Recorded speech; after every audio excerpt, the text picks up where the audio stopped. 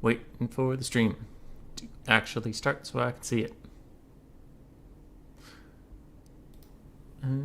Sound check quick. Lovely. How is everybody? Hope you're all having a wonderful, excellent, perfect day. Sounds like Jeremy is. You were hoping for some Dowie Mournfang action. Yeah, I wasn't sure how Mournfang Cav would perform, and if they turned out to be the most cost-effective cavalry in the tournament, everyone would take them, and it would be a boring tournament, so I decided not to include them on that one. We can take a look at the challenge bracket today. So for anybody who doesn't know why you're here or what you're watching, we're just hosting a fun little cavalry-based tournament. If you have large entities with a model count of 15 or higher, except for Vampire Coast, which you can use the gunnery crabs, those count as cav. You need 6 of them. Other than that, it's pretty simple. This rule set was a little tricky to devise because you wanted enough models to take monstrous infantry out of the game, but not too many that you take out some lower model count cav, and also you couldn't use the speed requirements. Then dogs are there, so we threw in large. But we got there. I went through every faction, and I'm pretty happy with what it does to most factions. I am waiting for my opponent. It's Rusky Player. I've heard rumors that that's Void Lulls, and that's his name on Challonge. So I think I have Void Lulls. Otherwise, we have Tank, Swarv, Alakral, Stormrunner, Caradoc, and Loopy. So just a small little for fun tournament today. Best of 3s, and if that is Void Lulls, it's probably going to end very badly for me. But oh well, that's the life we lead. So I will change that for myself. Me. And the other guy / gal. Perfect. Descriptive, concise, to the point. You get it. So now we'll just wait to see when they pop up. Rusky is Void. Nice. Nice, nice. Shalom, Darkest Shinobi. Shalom indeed. Human versus the Void. 1, 2, 3. And we'll see if he's around. I pinged him, so hopefully he'll join us shortly. Anybody here see the Wood Elf interview with Zyphos go up? That took a while to buffer for YouTube. Human, I am so close to your subs, and I am asked the game, but I don't play on my channel. To be honest. What do you do on your channel, my friend? The darkest of shinobis.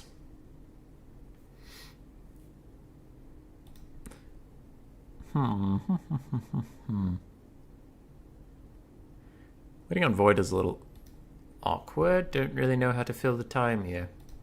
I'll see if I can just invite him. I'm stealing your build? Yeah. For my for fun tournaments, I don't usually like to use a screen blocker, because then I'm just sitting here in silence. So I'd rather just talk to you about what my build is. And if the person's going to stream snipe me in a for fun tournament when the prize is $10, then I don't know. Fuck them. They can take the $10. It doesn't matter that much. I invited him on Steam, but otherwise we're chilling on Discord. Yes, the video's up. It's going to take a while to get through as it's more than 2 hours. It is, Biblington. It is. Our actual interview online was 3 hours-ish, but that's because we kept running into Discord issues where it would drop one of us or the other one, and we'd take a while to get back. But then we got on Skype, and Skype actually worked really well. And it's just funny because, like, I don't know, maybe other people have different opinions, but I always thought of Skype as, like, this really shitty version of Discord. And then for once it came in to save the day, so that was pretty funny.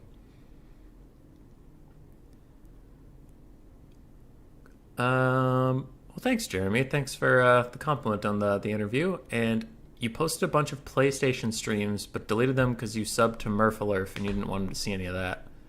Nice. Hey, it's Void. All right. Void is here.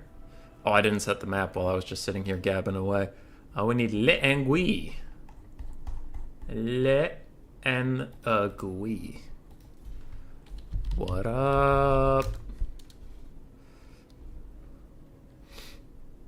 Skype, huh? Yeah. Well, I just looked at Zyphos, and after all of our issues, I was like, do you have Skype? And he said, yeah. And I'm like, you want to try it? And it strangely worked. If it's a Cav tournament, I'll go Brett, ban. Oh, what do I ban these days? Beastmen. And, I mean, Dwarves and Skaven are out because they can't even bring Cav. Greenskins are still a good matchup into Bretonnia. I'll ban Greenskins. That should be fine.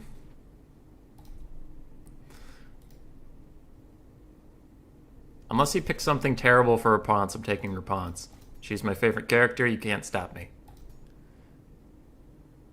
Do I need the 45 melee attack? She has anti-infantry in a cav fight. I might need the melee attack from this.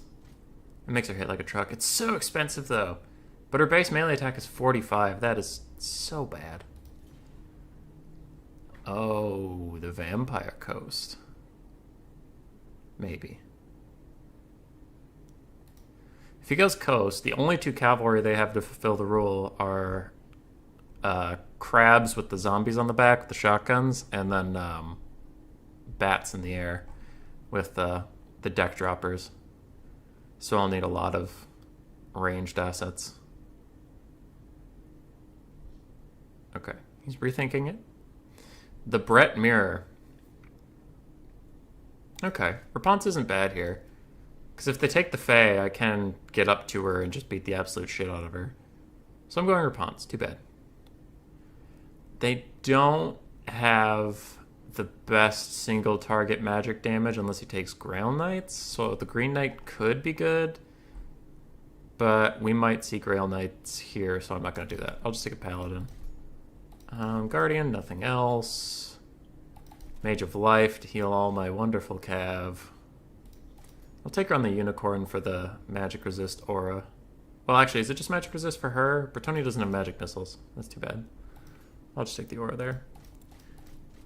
Earthblood Dwellers. Power Stone. Lovely. He is already ready.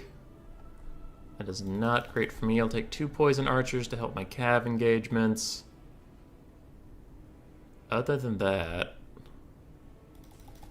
2 Pegasus Knights sounds like fun. Ooh, I do want the ROR questing Knights, and then I'll take 3 Knights of the Realm. And I'm about out of money. So we'll get 5 Peasants. Embrace our inner Skaven.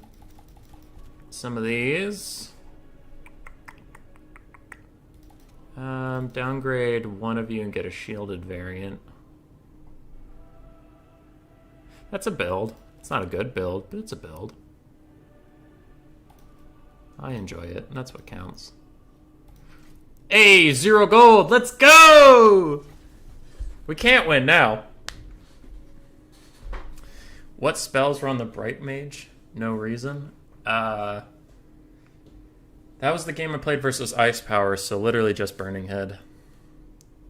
Do Pegging Knights have enough models? Yeah, I checked. Before the stream, they have 18. I need 15 or more. The idea with the Pegasus Knights is they are anti-large, but also I could hopefully try to pick my engagements with them, not get cut on the ground. Also, they're just kind of fun, but I think they could be good. Bretonnia doesn't have Tempest to really mess with them. They don't. The only thing in the air that could be a problem would be other Pegasus or Hippogriff Knights. But it could be fun. That's what this is about. You've picked Rapunzel, you've already won. Thanks. Dude, I love Rapunzel's character.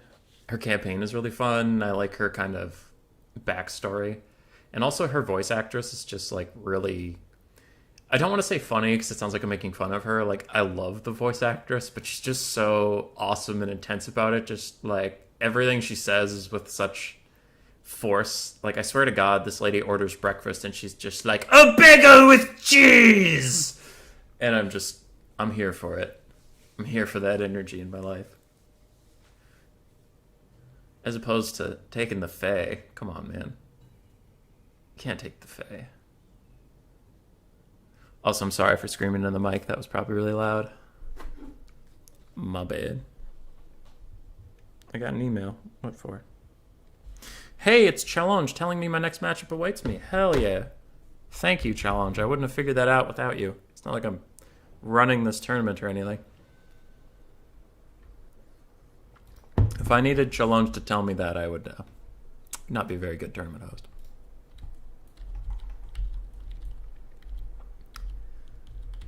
Alberic is a lot of fun.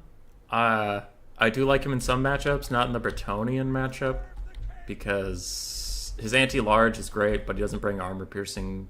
Like, he doesn't give you armor piercing, and it's not ideal. He has less troops than me. He has less troops than me. Probably some Grail Knights. So we'll get a little peasants out. Yeah, nice little peasant blob. Butcherbird, don't worry, most people mute you when they watch the stream. Good. Good. That doesn't hurt my feelings at all. I'm perfectly fine with this. Okay. So, just gotta protect our little peasant archers, because they're the light of our life.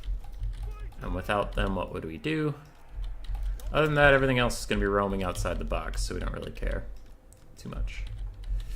2 Knights of the Realm on that side, Knights of the Realm, and Companions of Quenelle. We will put Rapunzel and the Paladin with the better group, just in case something happens.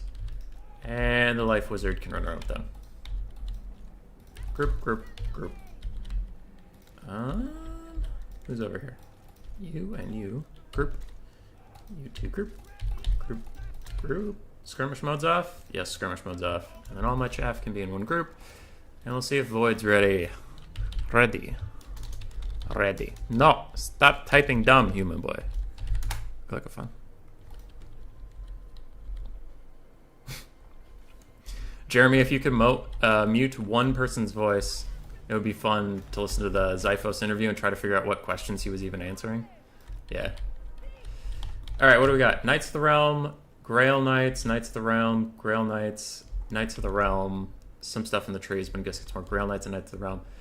Okay, there are literally no archers, so my Pegasus Knights can pick whatever engagements they want. That's really good for us if I play correctly, because then I can get a lot of rear charges and there's not jack diddly squat they can do about it. Archers, stop and fire. Stop and fire.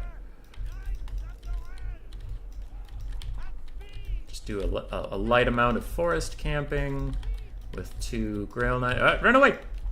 Wait, actually, this might be a good engagement. He's maybe trying to bait me for a Dwellers or something.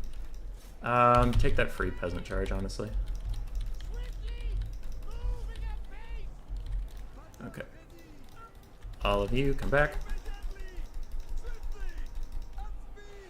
Looks like he's going to try to pen us in here with the Dwellers, but I'm going to rear charge.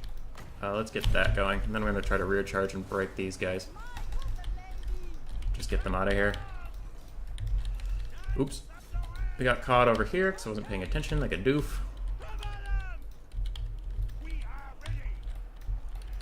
Alright, we have successfully killed that area. Let's bounce out.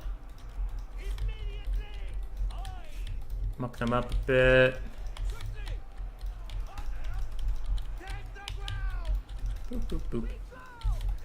Get in there. Ah, shit. Side charged. Do you have Dwellers? Right there.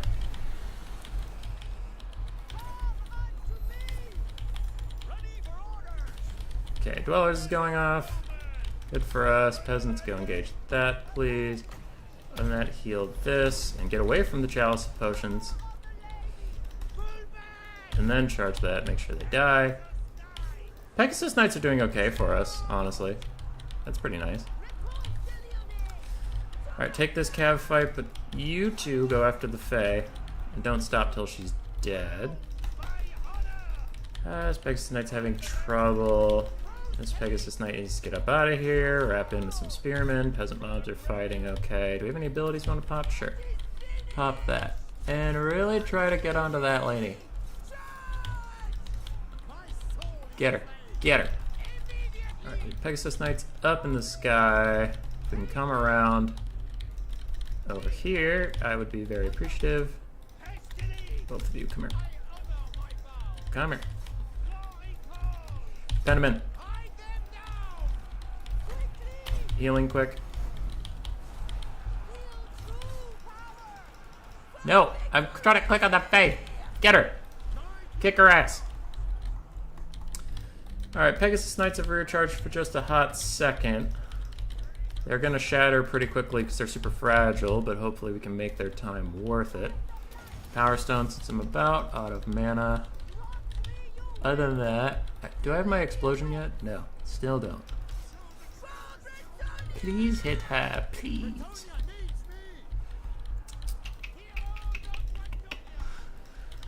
Knights of the Realm over there. Spearmen need to come back and help me out a little bit. I don't think I'll ever have enough mana for another Dwellers. But it would be nice to save up some Winds of Magic for more Earthbloods in the long term. There we go. Pew! That'll be nice. We're looking in pretty bad shape, all things considered. But oh well. We had fun. That's what counts. This is just a big pile of garbage. That Chalice of Potions isn't going to really hit anything unless it goes off course into my guys. And it goes off course into my guys. You hate to see it. Alright, Fey Double Paladin might be strong for a reason. But Rapon's tried.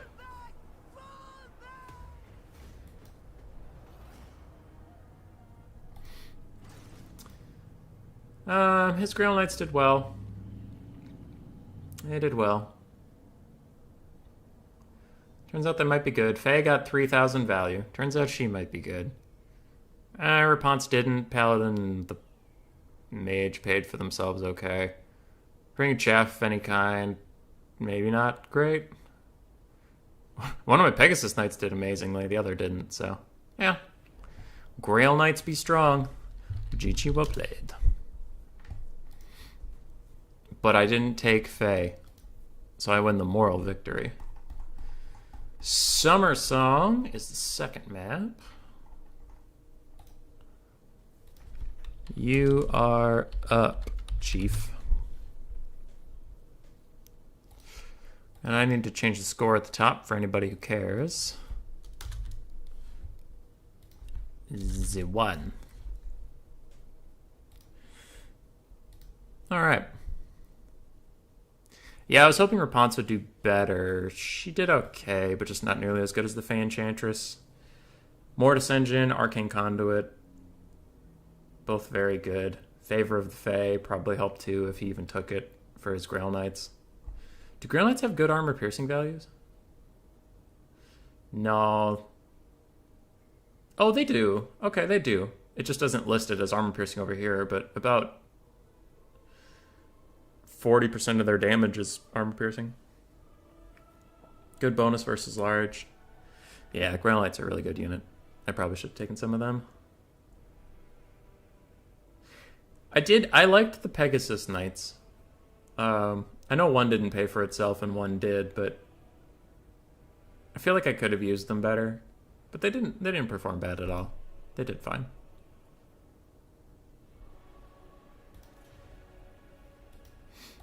So we'll see what he picks for Summer Song.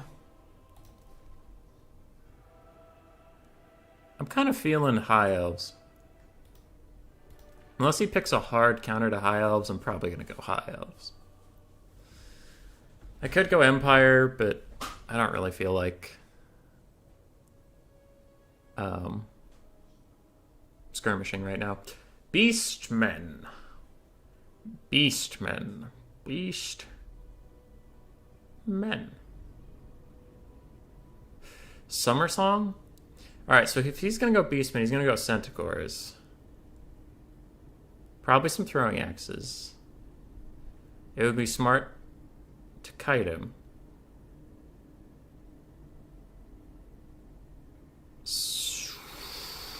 I really want to go greenskins. We're going greenskins. I'm doing it. Doing it anyway. Okay. So let's get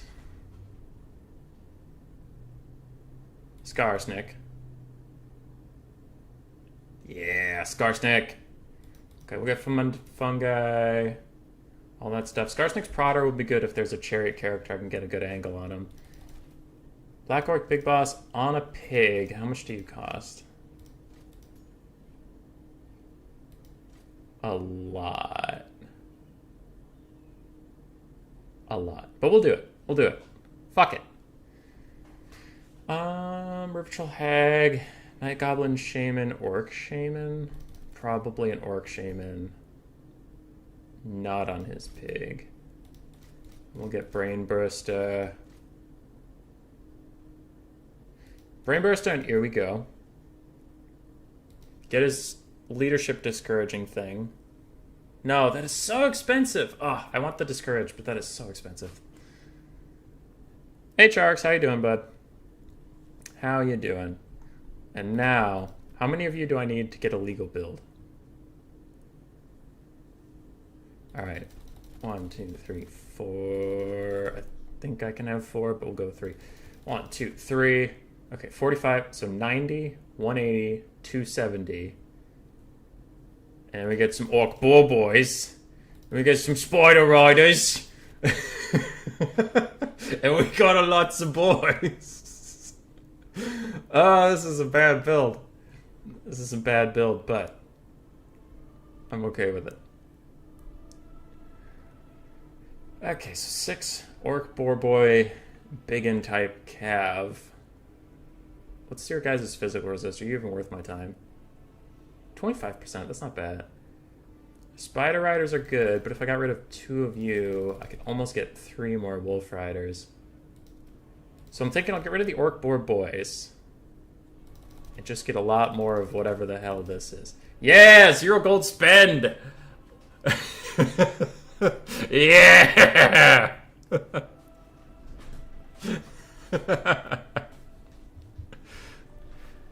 Oh, actually, Charks has a point.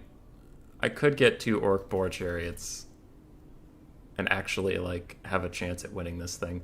So what would I need for that? Get rid of 1 Savage Orc Biggin and a Spider Rider?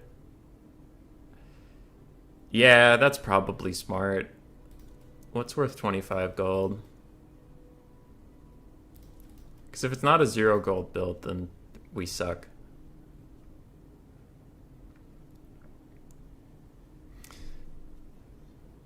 Like, these Orc Boar Chariots are cool, but it doesn't let me have a 0 gold. So what are we... 750, I can get a Savage Orc Boar Boy, and then we're back at 0 gold. Aha! Yeah! Actually, though, we're gonna get rid of him and get the Durkat Swig Hoppers, because I think they're just better than the Savage Orc Boar Boys. Yeah, they're just better. In my opinion. Let's do it! Let's get him! Kick his ass! Oh... This is a dumb build. So Boar Cav, their melee attack is pathetic, honestly. It's fucking terrible. So I'm hoping that Here We Go can give us a little bit of teeth if I can get a nice, like, 3-unit cast of Here We Go, get some melee attack going. That would be good.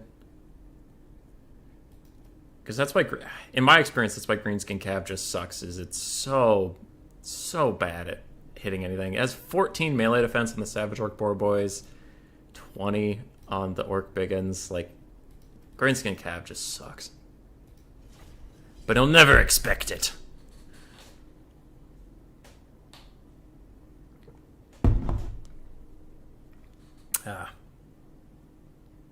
How's everybody doing today? So people have been trickling in. If you don't know what's going on, it's a Rohan themed tournament. So you needed 6 or more cav units. This build we obviously went more. Obviously. Centigores are 24 or 26, if you remember correctly, Butcherbird. Yeah, I feel like they're much faster though. They're much faster. Boar chariots and boar everything is slow as hell, which is why we're using it. And Bigham's boys have anti-large. Goddamn right they do. He has almost as small of a troop count as me. That's concerning on so many levels. Alright. Skarsnik, take the lead here with this guy, since neither of you can move very fast. I did take the Black Orc Big Boss. Yeah, I don't care about the Wolf Riders. There we go. 'Cause to give 10 more melee attack. So I do need to put him with cav I want that need to hit things. So we'll go a bunch of Boar Biggins over there. Put the Black Orc Big Boss with them. And we'll put some Goblin Wolf Riders just to harass. And Spider Riders too. Just to recharge any archers that may or may not be here. But also just to be annoying. Okay. Durkits will keep with us under the cover of darkness. Wait, can you guys not... You can't hide? You can hide in the forest. And what the hell do you think you're standing in? You're standing in a forest. Hide. Quit being dumb. Alright, that forest is fake, apparently. Anyway, Boar Chariots take up center-ish formation. We'll have the Savage Orcs over here with Orc Boys. And call it good. You. Whoop. You. Do you have any activatables? No, then I'm just going to group you with your homies. Group. Chariot. Group. Flank 1. Flank 2. And I need Skarsnik's Prada to shoot whatever's on a chariot immediately. And if our RNG favors us, it'll almost delete that chariot outright, and that would be very good. We'll even Vanguard him a little bit just to get past that hill.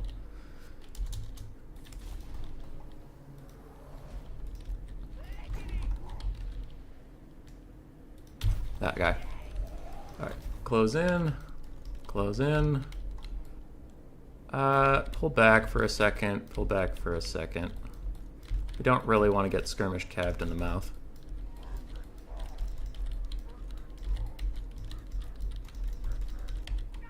Do these guys have missile resist?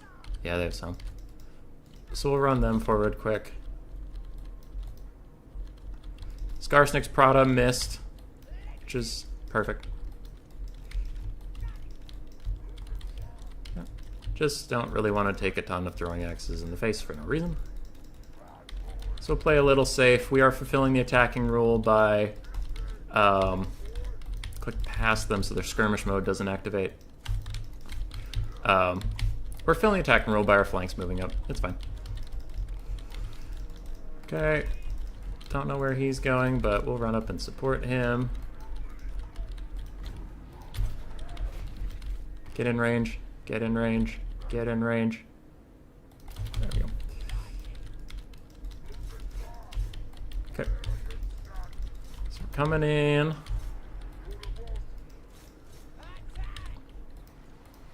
And we'll pop anti-large in this area. Ooh, and that's Torix. Okay, that's gonna be a little tricky. Do we have a here we go here? I need you guys to countercharge in that way. And we are already losing a lot of things. Razor Gores are apparently very good against Orc Biggins, which is great. I kind of want to hit Torix with this, but he's a little too meaty. Let's go with the Mage. Oh, and that guy hasn't got a single spell off because he keeps getting knocked over.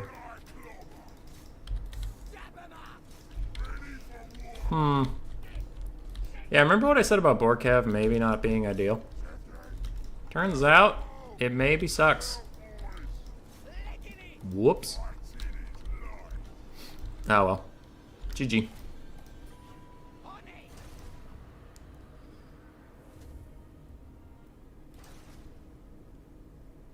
Yeah, Bird. I know you wanted to defend them, but I don't think Orc Borkav is very good. At all. In any fashion. They're so shitty. Right, hear me out. We may be slows. And ponderous. And shitty and expensive. But, if we get on top of some git, we's gonna kill them. I'm like, okay, here's some git. And they're like, right. Do you have any weaker gits? That's pretty funny. Alright, Caradoc and Void will be fighting next, and we will go spectate that in a moment. I will message them at Caradoc. Can I spectate? Alright. I just want to see why the Cav did so poorly. Alright, so we try to charge in on top of some Razor Gores, but there are some spears there. But man, they're just getting melted, and they're not trading anything back on anything. And they're all so expensive. Yeah, they suck. Alright, and then we get a rear charge over here. And what happens? You guys get on top of Razor Gores. There are, again, a little bit of spears, and they do some damage. But they're trading about even, and that unit's like half the cost. And then we get a rear charge over here, and don't really do anything. Yeah. Like, I obviously didn't play it great. I'm not pretending at all that I played it well, but even then, man, they're so fucking disappointing. Poor Cav just suck. And every time I use them, I'm like, huh, these guys suck. And I keep convincing myself next time it'll be better. But...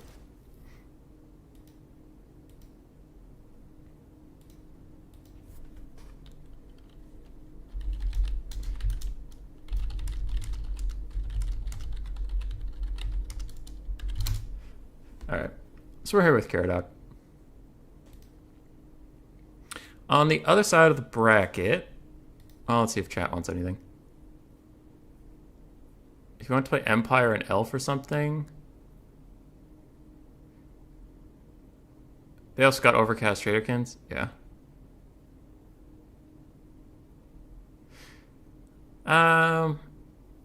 Bird, I've used Orc Biggins, Orc Boar Boy Biggins in the Empire matchup. And the first couple times I tried it, it was okay. And it's like, oh, these guys do all right. Kinda. But then I ran into a couple builds where they don't do anything, so it's like, all right, these do some stuff in some matchups, some builds, sometimes. So that's a lot of sums for a very expensive unit, in my opinion. And, yeah, I don't know. I think they suck, dude. And, they can be good against one matchup, maybe. But that doesn't make them a good unit. In my opinion, I just think they're not very good at all.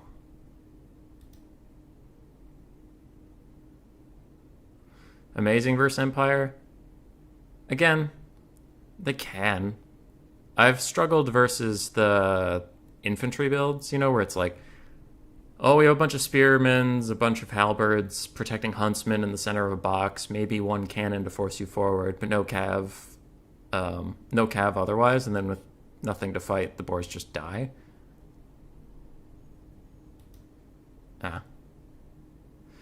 If you can trap... They're nice for trapping in Volkmar, and then if you get some spells on them or something, they can do a lot of damage. Maybe. They just require a lot of setup.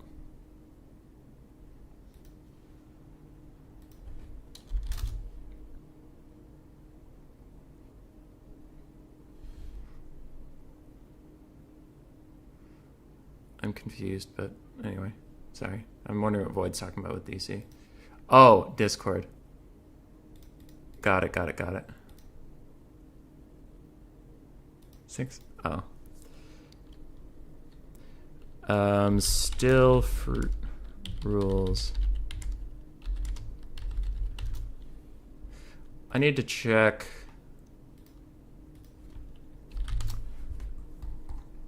So I need to scroll.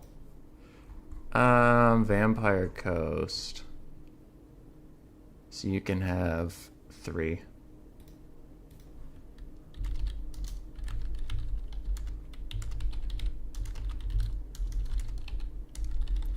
Is your option.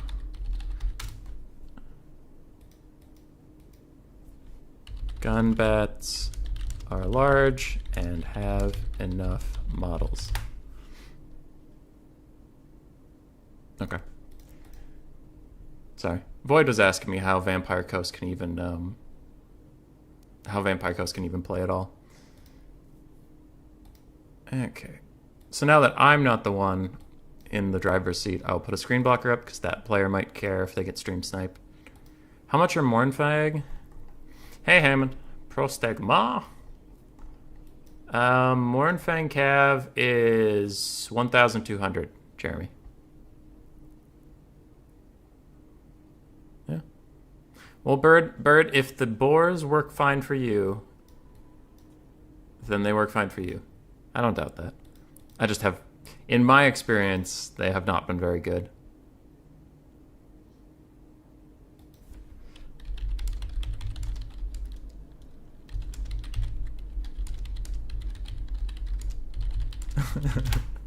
Bird's also commenting in Discord saying that Void and I technically had skirmish cav because of his throwing axes, and I'm like, they maybe got 2 or 3 volleys off at most. That game was over very quickly. His volley.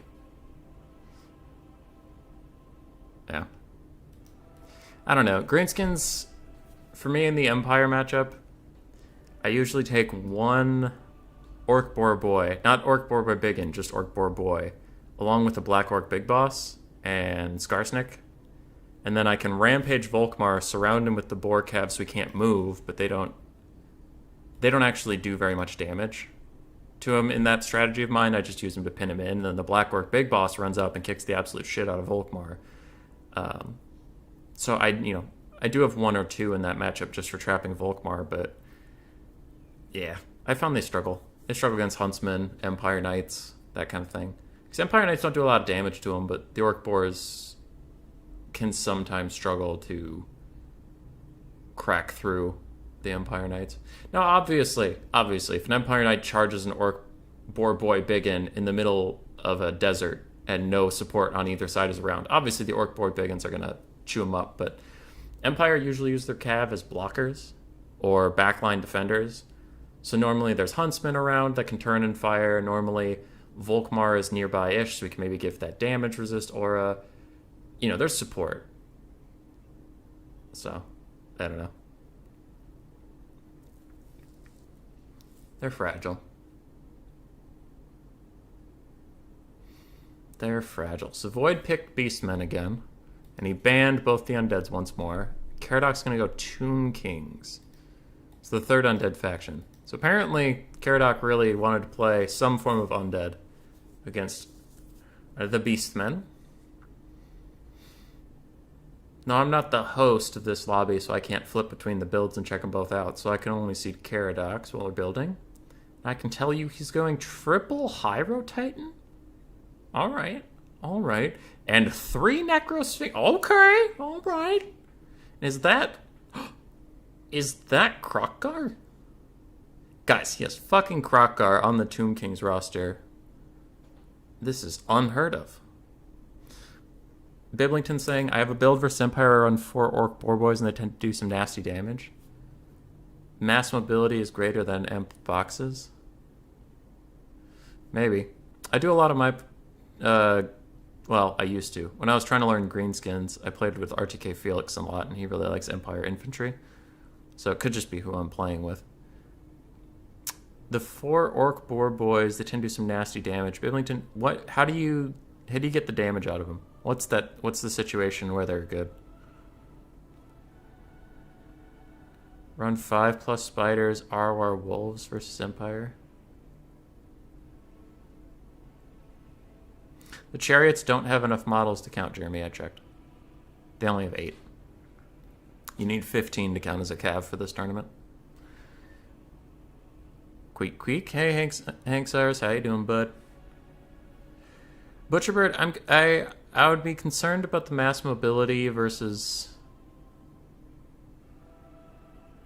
Empire, because looking at that 5+ spiders and an RR wolf, like, what are you going to do against a Spearman Halberd box? You're just going to charge it and it's going to kill you, it looks like.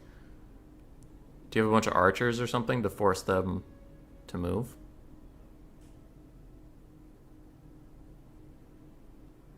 Yeah. We'll see. Anyway. Yeah, the main point is if they... And I said it in that... I mean, but I doubt you, Butcherbird, watched the video for newer players because you didn't need it. But I did mention in there that, like, I've noticed a lot in this game that if you play with something people say is bad and you find it good, if it works for you, it works for you. You know, take the wins, take the W's. Don't don't take somebody else's opinion over what you've experienced, because their opinion won't win you games. Builds that win you games. So, yeah.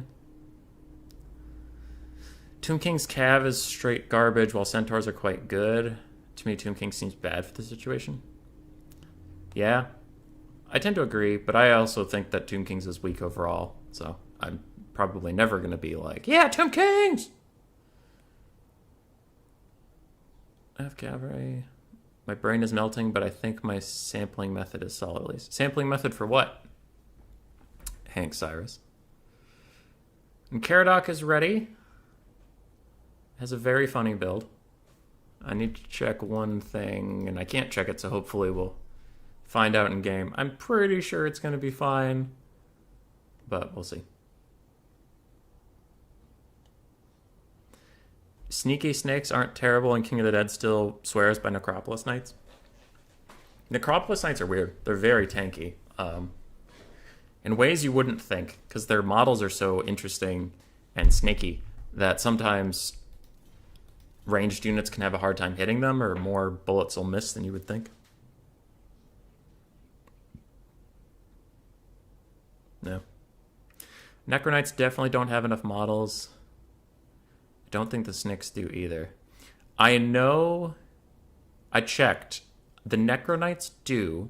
When I was making this rule set, I made sure that teams had multiple options. The Sepulchral Stalkers do not, but the Necronites have 18, I believe. You have an internship you need to measure the efficiency of mixers. Hey, that's cool. That's cool.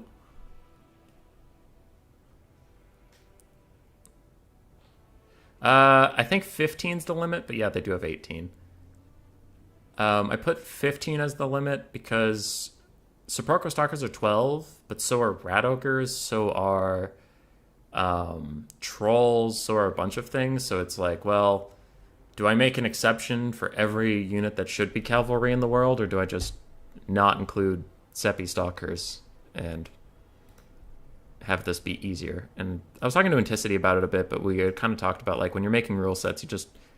The ease is always better than perfection, I guess. So it's like, if you have the perfect rule set where the game is perfectly balanced, but it's a textbook in length and nobody wants to use it, then it's a shit rule set. Even though it, in theory, makes the best game possible, it's so hard to follow, no one's going to play your best game possible. Is kind of the thought.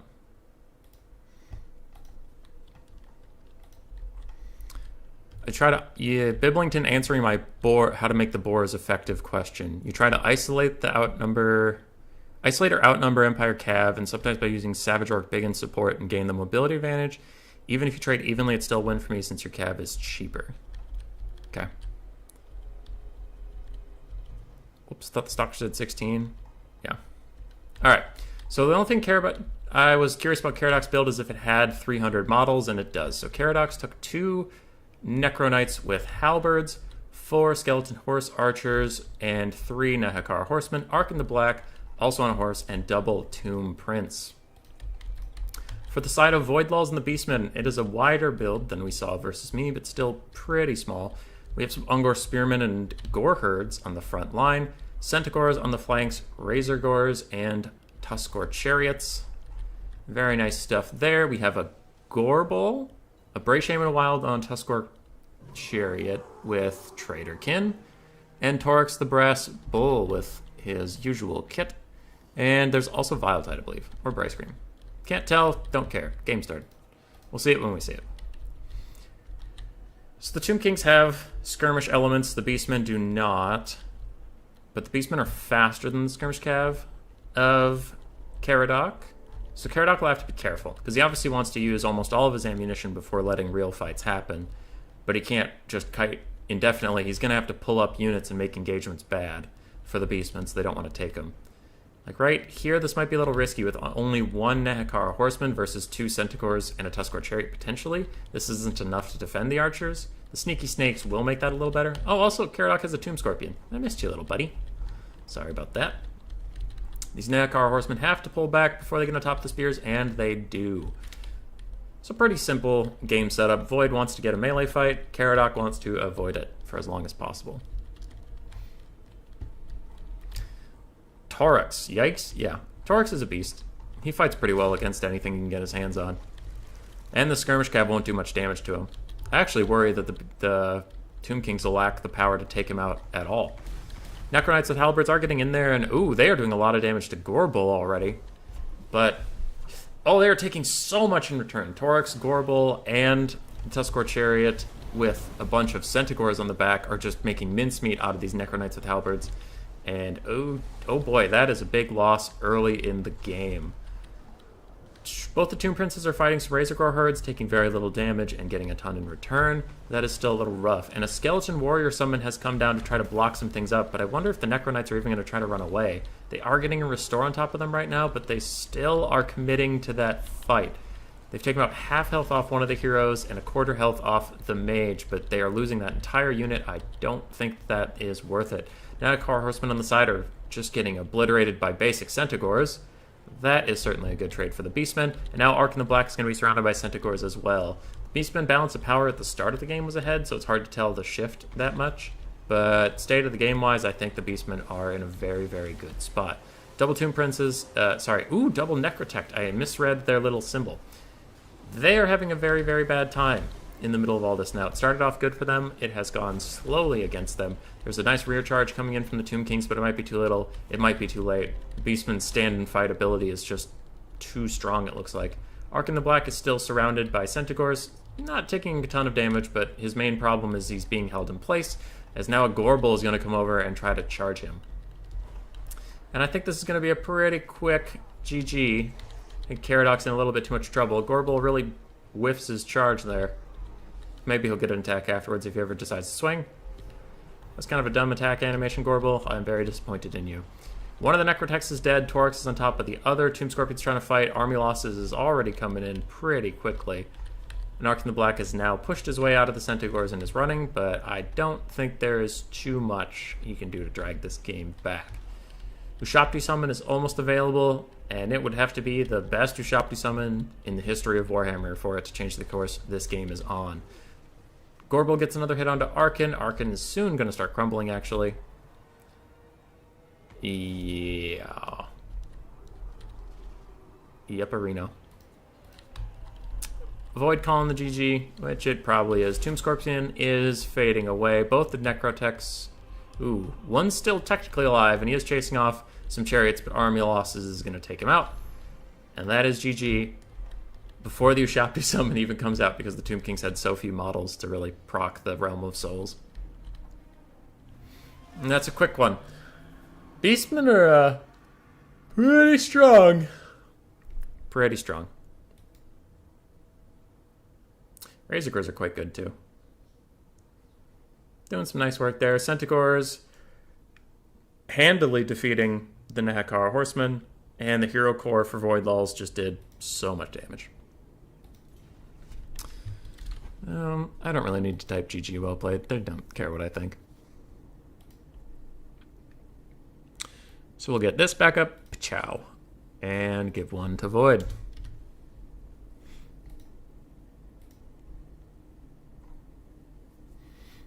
See, if Caradoc hadn't taken Orc Boar Boys, he would have won. So I win. I win. No, I think the Necro Knights with Halberds did well, but the Nakar Horsemen just didn't pull their weight compared to what the Beastmen were bringing.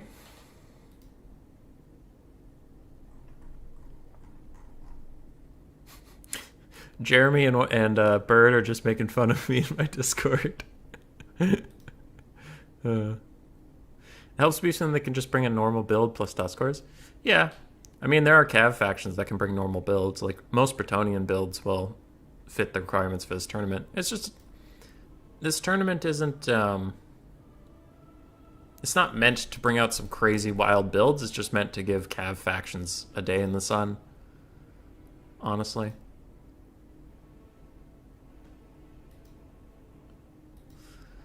You know, this isn't one of the tournaments like the AI tournaments where we're looking for some crazy lords. We're looking for the Shredder of Lustria. It's just a lot of people have been, rightfully so, complaining about the Cav problems and how Cav feel bad right now and Cav suck. And I'm like, okay, well, let's give them one day that they can feel good. Greenskins fighting High Elves. High Elves can fulfill the Cav role pretty easily with Illyrian Reavers and Illyrian Reaver Archers. They're good Cav. They're good, cheap, excellent for their price point, actually. So even if they don't want to go heavy Silver Helms or Dragon Princes, they'll be okay. High Elves into Greenskins, though. I don't know the matchup myself. I've heard it's Greenskin favored. But I've heard some High Elf mains say they feel okay about it. Phoenixes can do okay here. Just a large terror-causing monster. Kind of pseudo like a Manticore, but it doesn't rampage. Fire attacks can be good against Grom. But I think they also do magic damage sometimes. I don't know the Phoenixes very well, actually. Oh no, just normal Void builds again? Yeah. Watch Void with Boar Boys. Bird, I am not a bitter man. I even because if I don't think they're good, it doesn't mean I don't want to see them succeed. If I see Boar Boys get some good value, I'm going to be hyped as fuck. Hyped as fudge.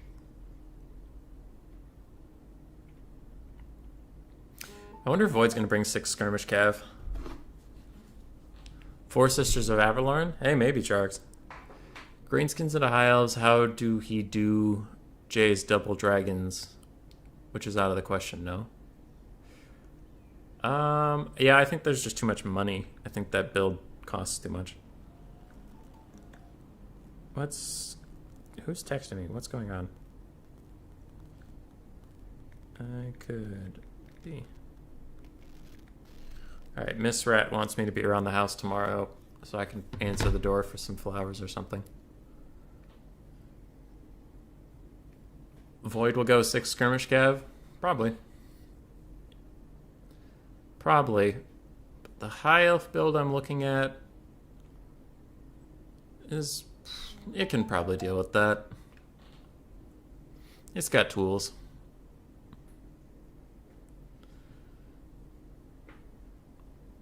How it usually does is Double Dragon, which is out of the question now. Yeah. Maybe. I don't know. Maybe you get 2 of the cheapest dragon. Oh, Caradoc deleted their build.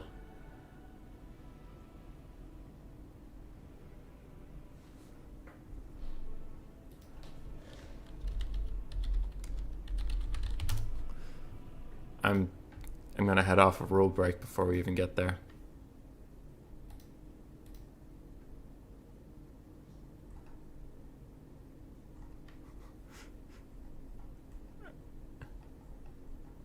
Find your opponent.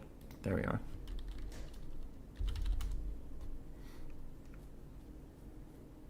Okay. Definitely want to avoid a rule break if I could stop it.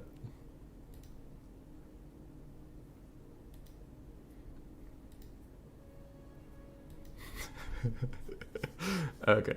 Sorry. So what's happening in the chat? I'm getting made fun of. Miss Rat getting flowers from another rat. From her BF. From Jeremy. From Real Human Being. Apparently everybody.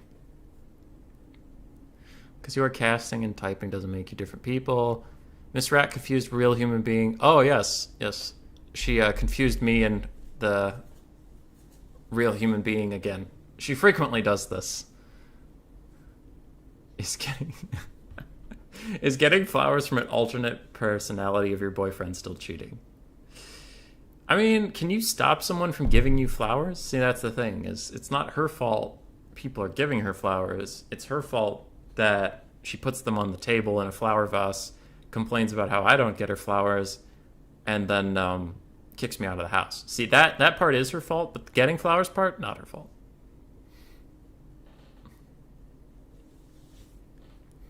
All right. So after I told Caradoc something about their build, they did have to remake it, so they're just working on it behind the scenes here. I do like this build more than their first one. I think it's pretty good. Someone was removing your failed Discord links and you assume this was Bird? I don't know. I think YouTube can also be dumb about that sometimes. Caradoc. I mean, not Caradoc. Real Human Being. Real Human Being, you're Caradoc now, too. Okay, how do I go here, invite people? I also think there's a there's a Discord link in the description of this video, so you don't need to post one. People can just go there if they want to see it.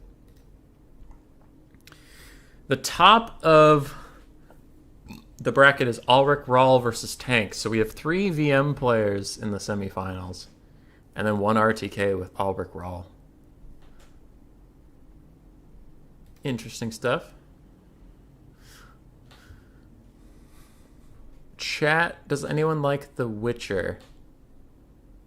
The game or the TV show? I liked both, but if they come out with a new season recently, I haven't seen it.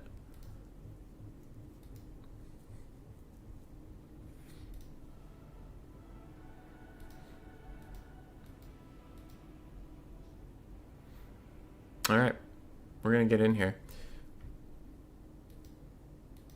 Looks like both players are ready, and we will now load in. Caradoc's down one game in the series. But we will see if they can bring it back. And the rule break we avoided now that we're into the game was, at first, Caradoc took 4 Illyrian Reaver Archers and then 2 Illyrian Reavers to fill the cav, and they were building their build after that. And at one point, they wanted to get a bunch of Shadow Warriors. They got 5 Shadow Warriors and the 4 Illyrian Reaver Archers. And I was like, please don't take 9 360 units.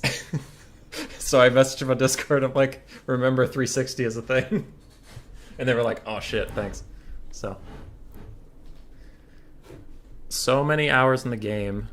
Your wife has watched season 1 at least 3 times. I watched season 1 once. It was really good.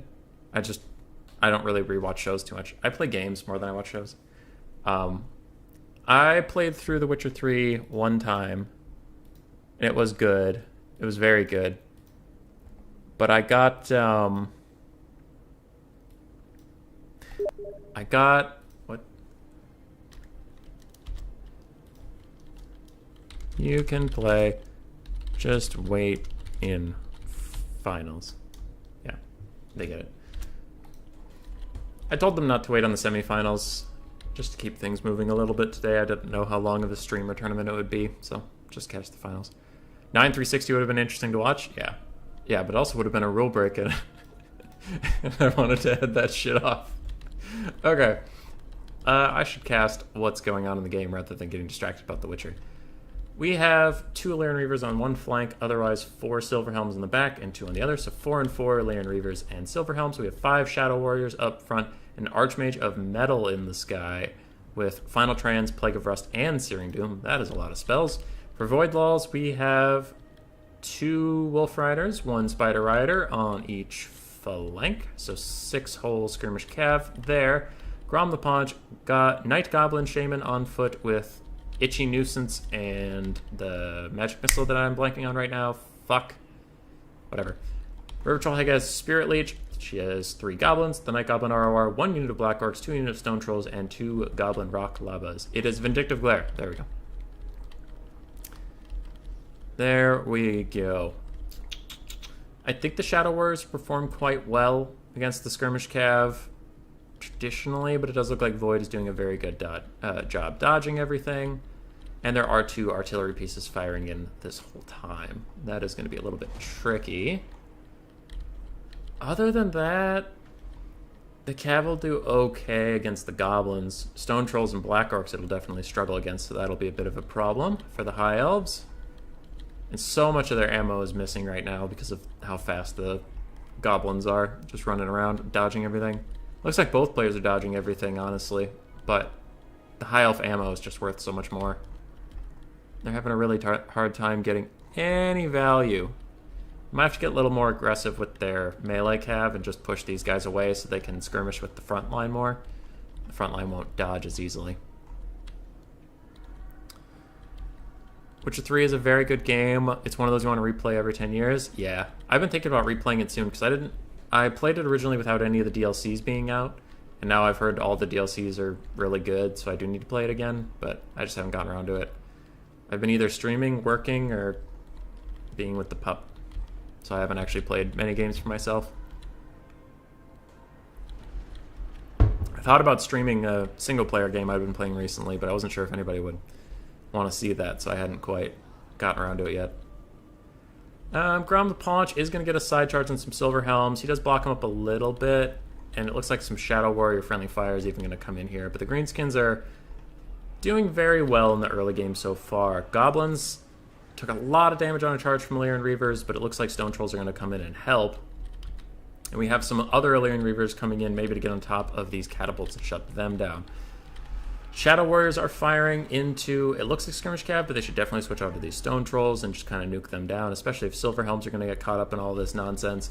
And Grom the Paunch is now surrounded by Silver Helms with shields, and they're actually doing some pretty good damage. This could be an excellent surround here. More Silver Helms are coming in, and Goblin Rock Lobbers are getting great value on this big blob of Cav. But if all of these Shadow Warriors fire either at Grom or at the Stone Trolls, this will be a big win on one flank for the High Elves. Other than that, the High Elves are having a bit of a time. They've crushed a lot of the Goblins, but they're struggling to get value on high value. Yeah, struggling to kill high value assets. That's it. Some of their cav has gotten into the back line, and without much melee resistance, it is getting all over the Rock Clobbers, and will finally shut them down. Is that a Final Trans? Final Trans upgraded coming in, really trying to kill Grom, and he doesn't seem to care too much about that at this point. He has taken about 2/3 his health and damage, but if he can get out of here, he can regen, he'll be okay. And the High Elves took a lot of damage on a lot of characters for that. One Goblin Rock Clobber has been shut down. It looks like a couple Shadow Warriors. One Shadow Warrior group has been deleted, and the other one is pretty low on ammo over there. So the High Elves are in a little bit of a pickle. If somehow you can kill and finish off Grom, maybe that'll make this early game even, but otherwise the early game's gone to the favor of the Greenskins. One Stone Troll unit is broken, and honestly it'll probably shatter before it can get away here. If these Silver Helms get a real rear charge on it, it'll probably finish off that Stone Troll unit for good. Shadow Warriors are trying to fight against Forest Goblin Spider Riders and get them off this other group of Shadow Warriors. And the 8-peak loonies are pretty low on health. So where are we at? These Illyrian Reavers, ooh, they get mithered. That's going to be pretty bad. I was thinking maybe they could charge right over and get on top of these Rock Lobbers. Maybe with them and these other Illyrian Reavers, they can cut off these Stone Trolls, make sure they don't come back.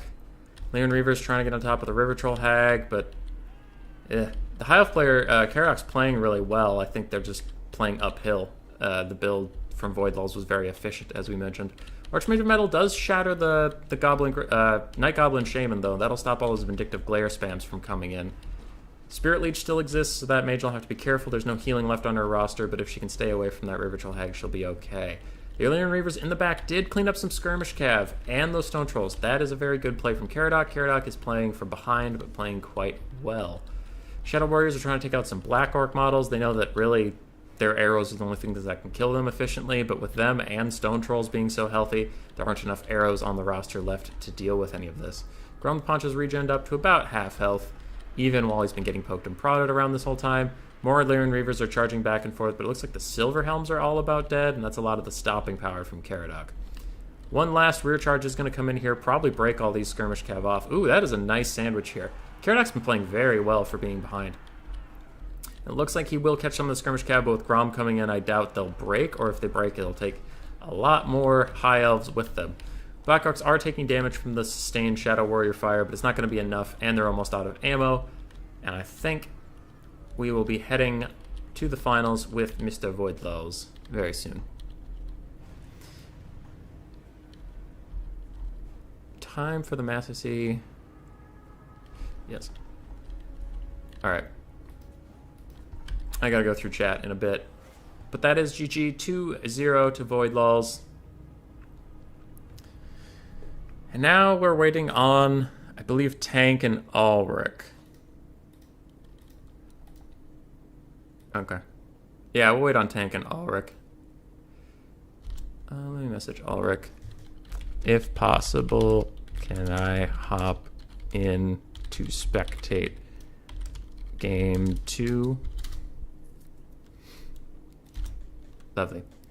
Archmage Middle got about 1,000 value, which is pretty good. Pretty good. Shadow Warriors struggled to pay for themselves. Silver Helms struggled to pay for themselves as well. Lyran Reavers actually did quite well considering their price point. Grom the Paunch did great. River Troll Hag struggled, but she was mostly a Mither bot. And a lot of the infantry did infantry stuff. They died for the greater cause. Stone Trolls were a nuisance. And so were the Pew Pew boulder throwers. Alright. They said I could spectate game 2. And they are playing right now. So we will wait for them. In 1 second, I will check the chat. Witcher 3 is a very good game, so I want to replay every 10 years. We said that. Long Paul Dury. Void making his own tournament with artillery and stone trolls. Yes. I don't know why that Futurama reference stays with us after that show has been gone for so long, but yes. Biblington saying the DLCs for Witcher 3 are super good. You waited to play it until all the DLCs were out. No Time for Mass, I see. Is it Skyrim, Spartan Total Warrior? Hammond, I don't get the reference, but more power to you. Real human being giving more flowers to Grace. I'll have to message her. That YouTube chat's just been giving her flowers.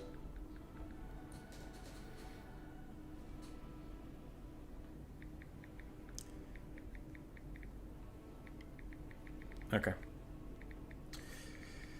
Oh, chat, I'm tired. I'm tired. I don't know what to do for our next tournament.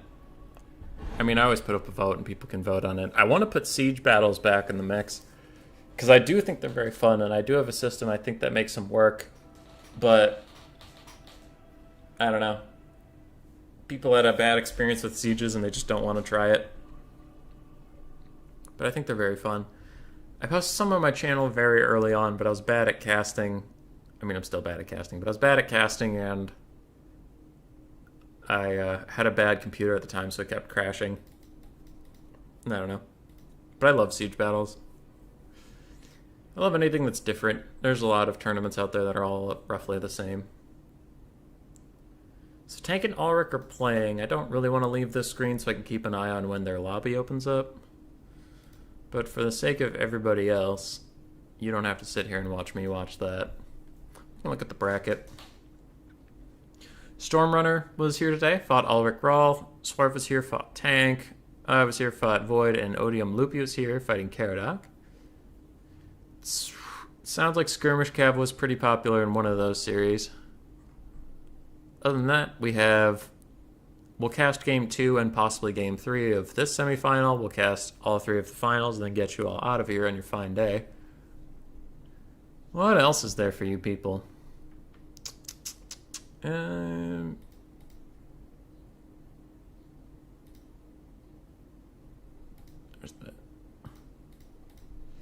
there's a What Elf interview with Zyphos that came out really, really recently. It's about 2 hours long, but you can kind of watch it as a podcast format. Just throw it on, do something else with your time.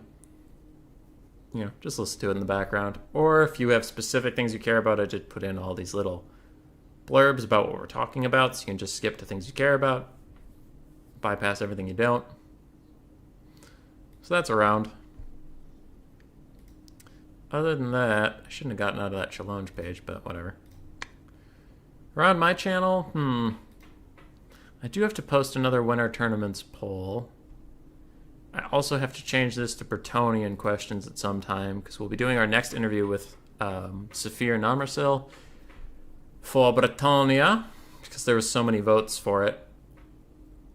Wood Elves in Bretonnia got like 10 and 11 votes apiece, and the next highest was like 4 or 5. So we'll just flip right into Bretonnia. I do want to do another Gladiator event soon. It's been a long time. I don't know if anybody was around for that event, but it's essentially one person gets a bigger army than everybody else, and then it's King of the Hill kind of thing. But the person with the bigger army, if you ever lose a unit in battle, outside of the game you have to delete that unit from your roster, and you can't replace it. You can spend the money on chevrons or on items and abilities for your lord or anything. You can spend the money however you can, as long as you don't add a new unit to your thing. So that's been pretty fun. I should host another one of those. What's coming up in the week? I guess Friday I could do something. Any North Americans in chat that would want a tournament on Friday? Because I could do it Friday night. Thursday I'm heading out of town for after work. I'll head out for D&D shit. And then today I'm doing this, yeah. Ah, shit. We also have to host the last 2 qualifiers for our tournament of 13, the Tryhard tournament. But I don't have as much fun with the Tryhard tournaments, personally. I like my silly tournaments, or the streams of, like, Gladiator and stuff. Duras, who's playing? Right now we're waiting for Tank and Ulrich to finish the game so we can join. Cataf Southern Realms is always open. What's Cataf Southern Realms, Hammond? I have no idea what that is. I have an idea for another Rat Race speedrun, but that event's tricky because not a lot of people seem to care about it. The people that care about it are very excited, but anybody else could largely not give a shit. Butcherbird, you're on Friday day. You have D&D Friday and Saturday evening. Hell yeah, dude. Hell yeah. Tabletop games. Tanker and Ulrich still going. I'm watching the other screen. I can see it. But it's a mod that adds Southern Realms. Oh. I try to avoid mods just because then it's hard for me to like cast tournament games if not everybody has the same mods and stuff. We also have a faction face-off currently going, but I'm trying to get people to play their games. If you care about that sort of thing, boop. We have currently, the Chaos team has won 3 times in a row versus various thematic factions. Yeah. So there was Beastmen, Chaos, and Northskull working together versus, at first, the Empire, Dwarves, and Bretonnia. And then Chaos won, so they fought High Elves, Wood Elves, and Lizardmen. And Chaos won.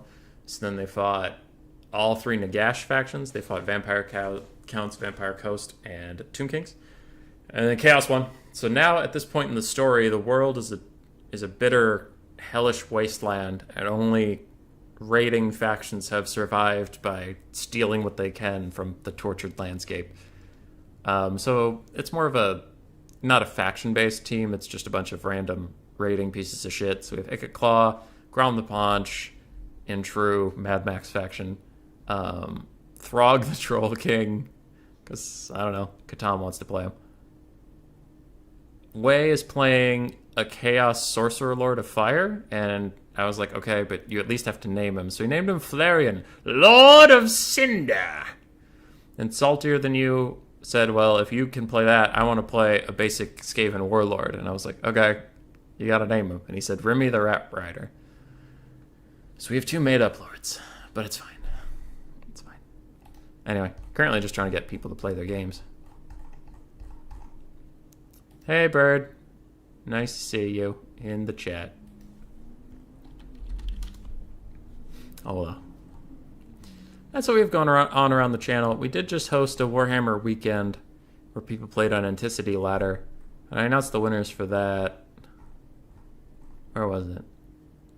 Oh, everybody's spamming each other. That's right. Well, somewhere in here. Oh, yeah. Void Lulls was our ELO leader. Lunacy was our LP leader. And then TN gained the most ELO for that time. And the prizes for that was, I was trying to get TN some DLC for this game, but we're still working on how to sort that out. Other than that, Void Lulls is gathering a team to fight on stream alongside him, and Lunacy opted out. They didn't really want to gather a team. So we got Blood Penguin, who got second on the LP leaderboard, to gather a team. So that'll be on stream soon. Tank and Ulrich still in game. Somehow. Hey, they're out. They're out. Sweet. I can change the screen. Boom. 1, 2, 3. All right, so we are into the second semifinal. This should be in game 2. It is Tank and Ulrich Raw, who won game 1. Just so I can update the scoreboard. On this side, we will have Tank. On the other side, we have Ulrich Rahl. Hey, the 1-0 is correctly placed. Nice. We are here. I haven't been able to join a tournament, but I love your tournament settings. Hey, thanks, friend. Thank you. Nauticus? Like, I was casting your replays once, and I got really confused at how to pronounce your name. Is it Nauticus? Nauticus? I don't know. Doing my best. And have I considered modern tournaments? I have. They're just tricky to facilitate. Some people get shut out. A lot of newer players don't really want to play with mods and switch back and forth. There are people in different languages who don't really want to deal with mods. I don't know. It's tricky. Like, it's possible. Definitely possible. It's just not easy. Tank is going to go vampire counts. I don't think I'll be able to see his army because I haven't clicked on him, but just in case, I'll put that up here. Vampire counts ban high elves and wood elves. It looks like Ulrich already used beastmen. Empire's not bad here. Skirmish cav are really good against vampire counts, so it's not that hard to make a build that works.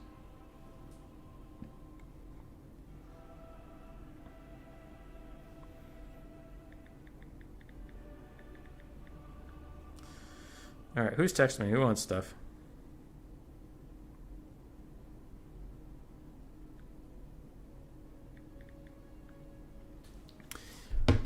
And Ulrich Rahl is going to go Bretonia. It's been a while since I've seen Bretonia versus vampire counts. That'll be pretty fun.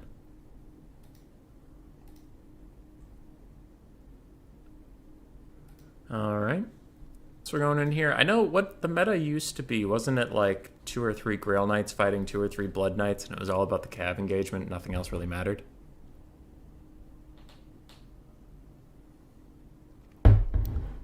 Nauticus. Got it.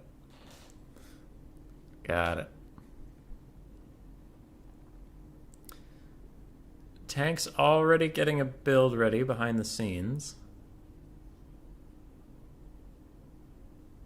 I will hold off until they're done before I comment on whether there's enough cav.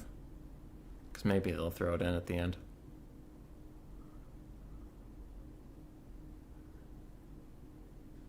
Not a cow. God. Hey, there we go. All right, we got some cav. Gorst blob is very common. Yeah. But you have to take 6 cav birds. You can't just gorst blob. It's impossible. Fey Enchantress and Gorst just double sucking. That's going to be enjoyable content. Watching that for 3 hours, just their health bar is slowly dwindling until Invocation of Nehek or Earthblood comes in.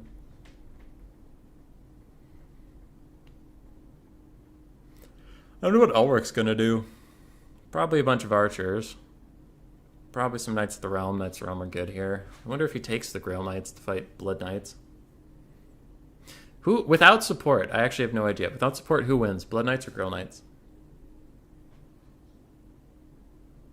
Both have anti-large. Both have decent armor-piercing values.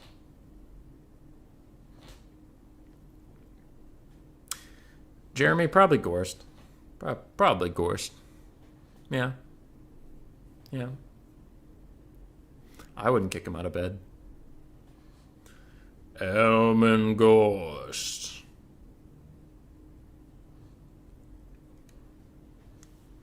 I love how he used to be a meme, and now he's actually decent, like common in vampire counts. Like he's not the most picked lord, but he's not rare either. I've seen him a good number of times recently.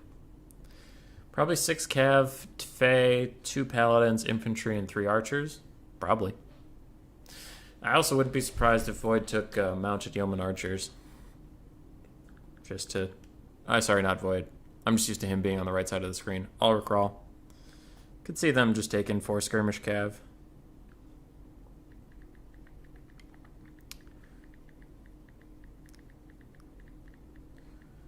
Okay. Are you taking replays right now? Yeah, dude. I'm always taking replays. So how I do replays is if they get put into my channel, I just save them. And then I do replay streams that you've probably seen around. And I'll go through as many as I feel like in that stream, and then I'll end the stream. But if I didn't get to it, I don't delete it. I'll just cast it next time. I try to get to all of them. I don't really do one-off replay videos like a lot of other content creators. I think they're very... And, okay, before I say this, I'm not saying the content creators are boring for doing them, and I don't think that content should exist, because clearly a lot of people enjoy it. But I, as a viewer, never enjoyed single replays without context, like without a larger narrative behind them. So I don't really want to cast single replays, because I also find it horribly boring to do. So that's just me. That's just me. There's plenty of channels for single replays if you want to do that. So mine will usually be a part of a stream, or I've considered maybe someday getting maybe Anticity or someone to co-cast replays with me and give their thoughts on like a competitive level, like, oh, here's how you could improve. But anyway, yes, I am taking replays. No, I don't cast them individually. And the blocker can come down. Goodbye, blocker. We are on to game 2 of the semifinals between Tank and Ulrich Rahl. For the Vampire Count Army, Butcherbird was largely correct. We do have Helman Gorst in a blob of zombies and spearmen. It looks like he has Graveguard Summon, Invocation to Heck, Van Hell's Dance, Kebab, and that's about it. On that, we have a Necromancer with the Forbidden Rod and a Zombie Summon on horse, which is very interesting. I would have thought he'd be either on a Corpse Coat or on foot. We have a Vampire of Death in the sky with only Spirit Leech and the self-healing item. This is a very unique build from Tank, honestly. We have triple Blood Knight and triple Black Knight. So plenty fine on the Cav rule there. For the Knights of Bretonnia, hey! Told you they'd be here. We have 2 mounted yeoman archers, one of which is the Wardens of Montfort. They give poison. Other than that, we have peasant mobs for infantry. We have Fey, double paladin, Grail Guardians, Grail Knights, Knights of the Realm on the right flank. So some elite cav, some general cav, some skirmish cav, basically no infantry, and Fey double paladin. Very standard stuff there. These mounted yeomen will get some damage down, but I imagine they want to put a lot of their shots to this vampire caster. I don't know how much damage they'll get on knights. Black Knights have 80 armor and shields, and the Blood Knights have 110 armor and shields, but then also they have the Flag of Blood keep, so they get 20% missile resist if they're not in combat. The Vampire of Death has no shield and no such missile resist, besides being a single entity, so she would be quite a good target. It looks like the Fae wants to try to take this fight with all these cav and her cav before Gorst and the lads show up, but a zombie summon will muck up their advance a bit, so I doubt Ulrich's going to commit to this fight, though he is still advancing, actually pretty aggressively. I think he just knows he has so many cav that Black Knights really aren't going to help that much, that he can still win the fight. Necromancer's taking a bit of damage, mostly from the Forbidden Rod hurting himself constantly. And what is that infantry formation bird? I think it's a slow engage thing. I think if Ulrich wants to fulfill the attacking rule without hitting all at once, I think he can do this, where he sends one in and then the others are still walking forward while it dies. But I don't know. Grail Knights take a Spirit Leech, not a bad target. They're very expensive, though that is your precious winds of magic that Gorst isn't going to spend on healing or Graveguard summons or zombie summons. But it, I mean, did a lot of damage. Spirit Leech got great value on those Grail Knights. And they are, it looks like the Grail Knights and other Knights are just going to charge these zombies real quick, get some free damage on them. And the Blood Knights are now coming forward to get a counter charge, but the Bretonnians will be long gone by the time they get here. And they just got a free maybe 10 gold value. Maybe. Black Knights pull back again. It's the Cav dance. The waltz of heavy Cav play. And ooh, that Necromancer is way out of bounds. Okay, he is dead. Dead 100%. If he gets back to his line, I am quitting forever. I am uninstalling Warhammer, and I will shut down this YouTube channel. Cycle charging with Cav is legal, though? I don't know. I thought you had to be engaged at least somewhere, and if you're going to pull back, something else had to be engaged somewhere. But I don't remember. Dwellers Below coming in, but it will catch some of the Knights of the Realm in a bit of friendly fire, and honestly, it's catching just zombies and chaff, so I don't know if that Dwellers was worth it, honestly. It's just not worth the winds of magic to kill zombies. Because even if you killed all these units with the Dwellers, you got maybe 500 gold value. That being said, there's a Chalice of Potion coming in just as the Vampire counts were trying to charge, but it does get canceled, it looks like. One Paladin has been trapped up in zombies. Maybe if some Blood Knights can get on top of him, they'll do good damage, but it looks like they're busy elsewhere. Chalice of Potions tries to come down once again on top of Tank's zombies, but if that hits, it'll do at most 50 gold value. Oh, it hits some Skeleton Spearmen too, so about 150 gold value. That is pretty good. Helmengorst is sitting here trying to drain down some things. And, ooh, that reach. Some of the Knights of the Realm are back in this little fight right here, and that's letting Helmengorst technically drain them all the way over there, but it does quickly stop. Black Knights have taken a lot of damage, and that Necromancer did get back to his line, so he wasn't fully surrounded, and it looks like I have to uninstall the game now. I will hope you all have a fine farewell without me. But the Fey Enchantress, in the meantime, is having a terrible, terrible time. Blood Knights surrounded her, they beat the absolute shit out of her, and now a great Dwellers Below comes in, trying to bail her out, and it does a lot of damage, but I don't know if Flex Tape can fix that. Without the Fey Enchantress, the Bretonnians are going to be in real trouble here. Great Dwellers Below or not, and that was a great Dwellers Below.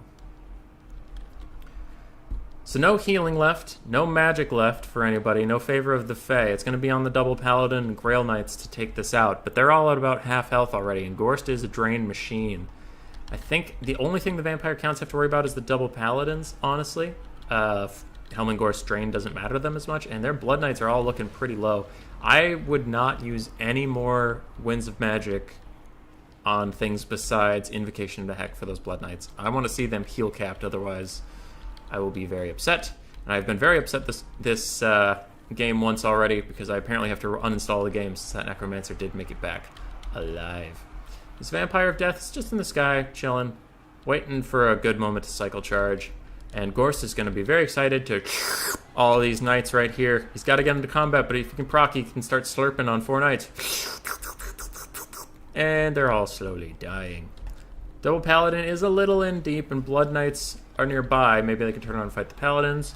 One more cycle charge coming in from Knights of the Realm. Gorst is going to slurp them all up. Luke Sanders saying Flex Tape can fix anything. Can't fix a broken heart.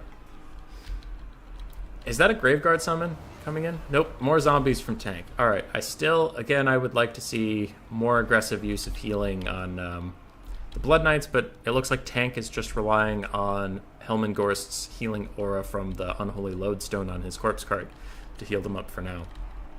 Bretonnia is really running out of juice. You can see a lot of their knights are just so beat up from all this charging into other cav and from Gorsh Slurpin.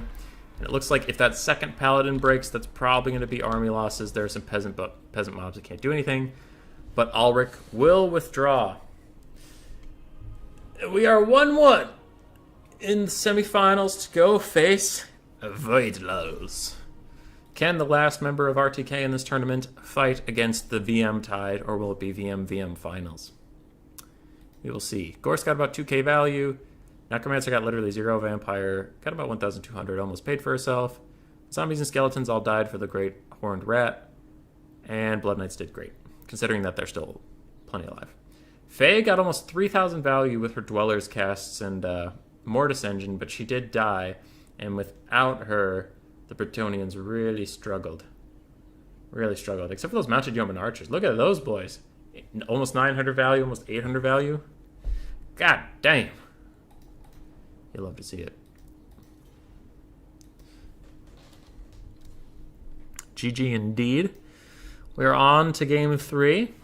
I will get the blocker back up. Upgrade tank score. And hell yeah. This might be the first game 3 we've seen on stream.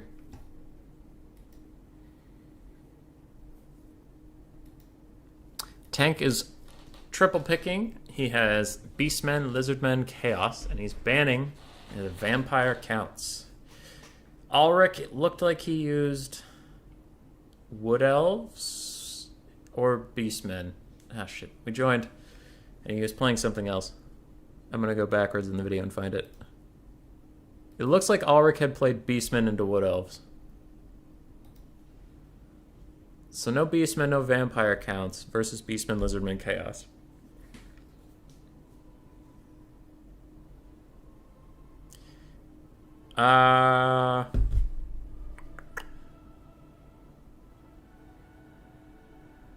No Bretonnia either. Empire... Well, Lizardmen and Beastmen are both bad matchups. You can't really ban one out. I'm trying to think what Ulrich should do. Greenskins ban. They'd want to ban Lizardmen and maybe Beastmen too. Dark Elves ban Lizardmen, I guess, but Dark Elves are good into all 3 of these. If you ask Ice Power. Yeah, I'd probably do Dark Elves ban Lizardmen. Because then you know the 6 Skirmish Cav is coming. That or they're going Chaos Knights. So either way, you could take Dark Riders with shields and maybe a couple repeater crossbows to fulfill your requirements. And then Dark Elves, if I remember correctly, Dark Elves are favored into Chaos and Lizards. And Beastmen. Yeah, I think Dark Elves would be a good play. I've actually been enjoying Dark Elves a lot recently. Soul Stealer Spammer, no. Even if you take just like a Burning Headcaster, I just think they've been fun.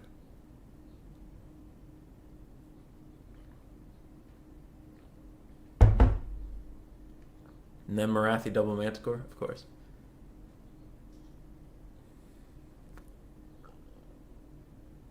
Chaos does have good boys. Ulrich's thinking. Ulrich's doing big thinking.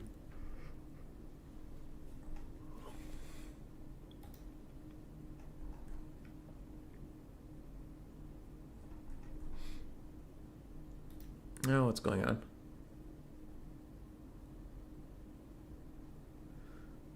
Okay, sorry. I had some Discord messages while Ulrich was thinking, so I was just checking. Malice and Dread Knights? Hell yeah, dude. Long Paul Dury, I like where your head's at. Dude, I reinstalled, because I hadn't installed League of Legends on this new computer yet, but last night while I was waiting for the Zypho stuff to buffer, And I had a little bit of time before bed. I didn't know what I wanted to play. But it had to be on my computer. Oh, Turin posted something. Hey! Turin's Legendary Lord Grand Finals is here. That's hype. That's hype as hell. Alright, I don't want to tell people not to go... Zorus up here. Yeah. Yeah, he's live right now. Must have been kind of secretly posted, but yeah, Turin's live right now for anybody who cares. And if you leave here, I'll be sad. I'll be sad, but, you know, I get it. It's Turin. Dude's entertaining. Or you can catch the VOD of him, you can catch the VOD of me, it doesn't matter. Anyway.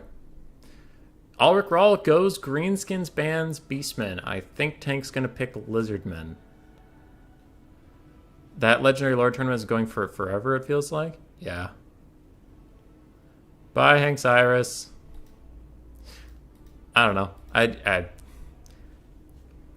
rather just like talk to you guys and not pretend everything's like a competition and like try to distract you from the fact that other people are live. It's like, no, it's YouTube. You could very quickly figure out the turns live. Anyway. Legendary Lord tournament has been going on forever. I was talking to Turin and asking if I could be Queek, and he said he'd get back to me, and then I forget who was Queek, but it wasn't me, and I was sad. I was big sad. Turin and ambushing human boy. Name a more iconic duo. It's true. I never know when anything's coming. It just happens. It just pops up on you. So we have Lizardmen versus Greenskins, Game 3 between Tank and Ulrich Rawl. And the build behind the blocker is coming together. Now, Pterodon Riders don't count as Cav in this because they have too few models. But Feral Cold ones do, because they are technically large units. So you do have a 450 Cav option. And we take... I mentioned Turin streaming would go from 18 watchers to 10. Oh well, I did it to myself. So, anyway, what I was going to say about the Lizardmen is they do have a very cheap Cav option, because I think you can take 4 Feral Cold ones. I don't know if you can take 5. I'd have to check, and I don't want to do that right now. So, I know you can take 4. So for 1,800 gold, you can almost fulfill your Cav requirement. And then behind that, you have Cold One Riders, Cold One Spear Riders, Horn One Riders, and then all the Salamander hunting packs and the Razordon hunting packs are large models and enough models that they count as Cav. So Lizardmen have some options, just not Cav as you would think of Cav. And we lost Ulrich.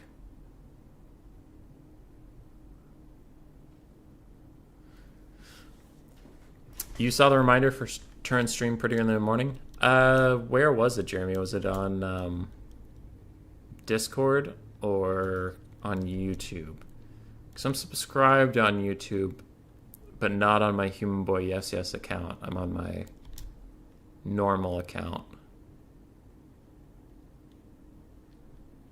Because I have 2. The one on my phone just uses my normal account. I haven't bothered to switch it because I have all my subscriptions there. And shit I like to watch. Human Boy Yes Yes I literally just made for this Total War stuff. On YouTube? Ah. That's why.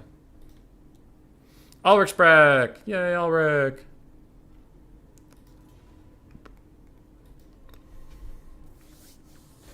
Looks like Tank's build is all together. And from looking at it, it looks legal. Ulrich went to watch the other stream. Yeah. Dude, I can't blame him. I can't blame him. Turin's been quiet for a while, and there was kind of a discussion in my Discord that got a little weird. Some Turin mods, and it's not a secret. Like, obviously, I wouldn't be saying it on stream if it was a secret. Some Turin mods came in, and it seemed like they were a little upset with me. But I think that was just a misunderstanding. Anyway, because we were talking about Turin's channel's been kind of quiet. Because I looked, in his last tournament was like May 29th. And since then, it's just been replays or King of the Hills that weren't really planned ahead of time. You know, it was just like, oh, well, I'm around today, let's host a King of the Hill kind of thing. So I was just talking about, like, man, it's been so weird that his channel's been this quiet. And my son HW has also been quiet because he's had a lot of stuff going on in his life too. And that's all I was talking about. But then some people were like coming in and kind of mad, like, well, remember he's got this and this going on, or remember he's got this and this, and he's doing his best and all these things. I'm like, yeah, no, he's doing that. I was just saying it was weird. It's weird not having him around. I wasn't saying that he shouldn't be doing what he's doing, because he had hand surgery again. Poor guy. So, yeah, I think that one got a little heated when it didn't need to. And HW, he hasn't been as open with what's going on in his life as Turn, but I remember at one point he was mentioning, like, there was a car crash or something. He wasn't involved, but then his family unit was suddenly down a car and he had to deal with that. So, yeah, a lot of shit going on. And then, obviously, you all know the Beastmen patch came out, and a lot of people hate the game now. This stream is live, though. Yeah, Delma. So he's, like, going right now with the players actually playing. Still waiting on Ulrich to make an army. Behind the blocker tanks had an army for a while now. I think he's ready to go. Real human being trolling me in the chat. Yeah, dude. Like, again, I think most of the conversation was pretty chill, but just there were a couple people that joined the conversation late, and I think they got the wrong idea of what we were talking about, and they were like, you know. Anyway, I digress. I do have an unpopular opinion that I think people are too harsh on this patch. There are some bugs, but we've talked about it in RTK a fair amount, and there are several people who have the opinion that I agree with, that the game's actually in one of the most balanced states it's been in right now. It's just these bugs are in the way. And I've been playing a bit on Ent Ladder, I've been playing in tournaments, and that kind of thing, and I don't know. I think the game feels good. And I play Skaven, so I don't really get any use out of the AoE bug. I don't get any use out of chariot bugs. And I think it's been pretty fun. But that's just my opinion. I hope these bugs get hotfixed so people can come back to the game and realize how balanced it is right now, meta-wise. And the bugs are a big problem. I'm not saying they're not. It's just underneath them there is a really good game sitting here waiting for us to play it. Okie dokie. So we are into game for Ulrich and the Greenskins. I'm going to cast him first because I've been staring at his build for 20 years. It is Forest Goblin Spider Riders, the ROR Wolf Rider, so 2 and 3 on that side. Is there another flank? Might just be 3 Skirmish Cav for him. Then we have Orc Boar Boys, Butcherbird's favorite. We have 3 Orc Boar Boys. Looks like we have 2 Orc Boar Chariots, 1 Goblin Great Shaman with Vindictive Glare, Itchy Nuisance, and Sneaky Stabbin'. Giant River Troll Hag with Spirit Leech and Mither. Though Mither's not a spell, it's an ability. We have Goblins, Orc Boys, the Rusty Errors, 2 Orc Aura Boys in the back, and otherwise some Goblins. So very light on infantry, but a lot of Cav and Archers and etc. For the Lizardmen, we have 5 Chameleon Skinks I remember seeing. Did he cut one at the last second? Weird. Okay, I'll wait for the 5th one to appear. I thought there was 5. Anyway, Chameleon Skink front line, 4 Skink Javelin Throwers in the back, Lord Mazdamundi, and then for the Cav we have 2 Razor Dawn Hunting Packs and 4 Cold One Riders. No Feral Cold Ones. And Mazdamundi is on Zlak with a Net, Harmonic Convergence, and Apotheosis for some healing. Very interesting build. I don't know who I favor. I feel like the Lizardmen are going to run out of gas. I'm worried they won't be able to chew through everything.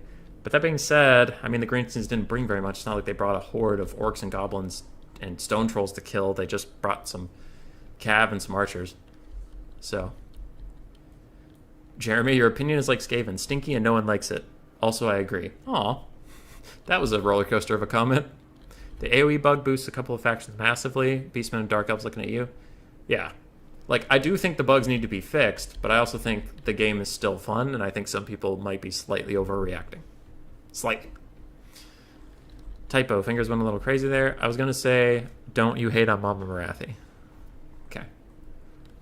I think you've been talking to Ice Power. Spirit Leech coming down on the Razor Dawn Hunting Pack is just dropping models. Wow. Okay. 8 models already dead. Oh, nope. Only 7. 7 models dead in the dirt. Those guys do not have a lot of health to go around, apparently. An Apotheosis heal does come in for them, but it will not help the already dead models.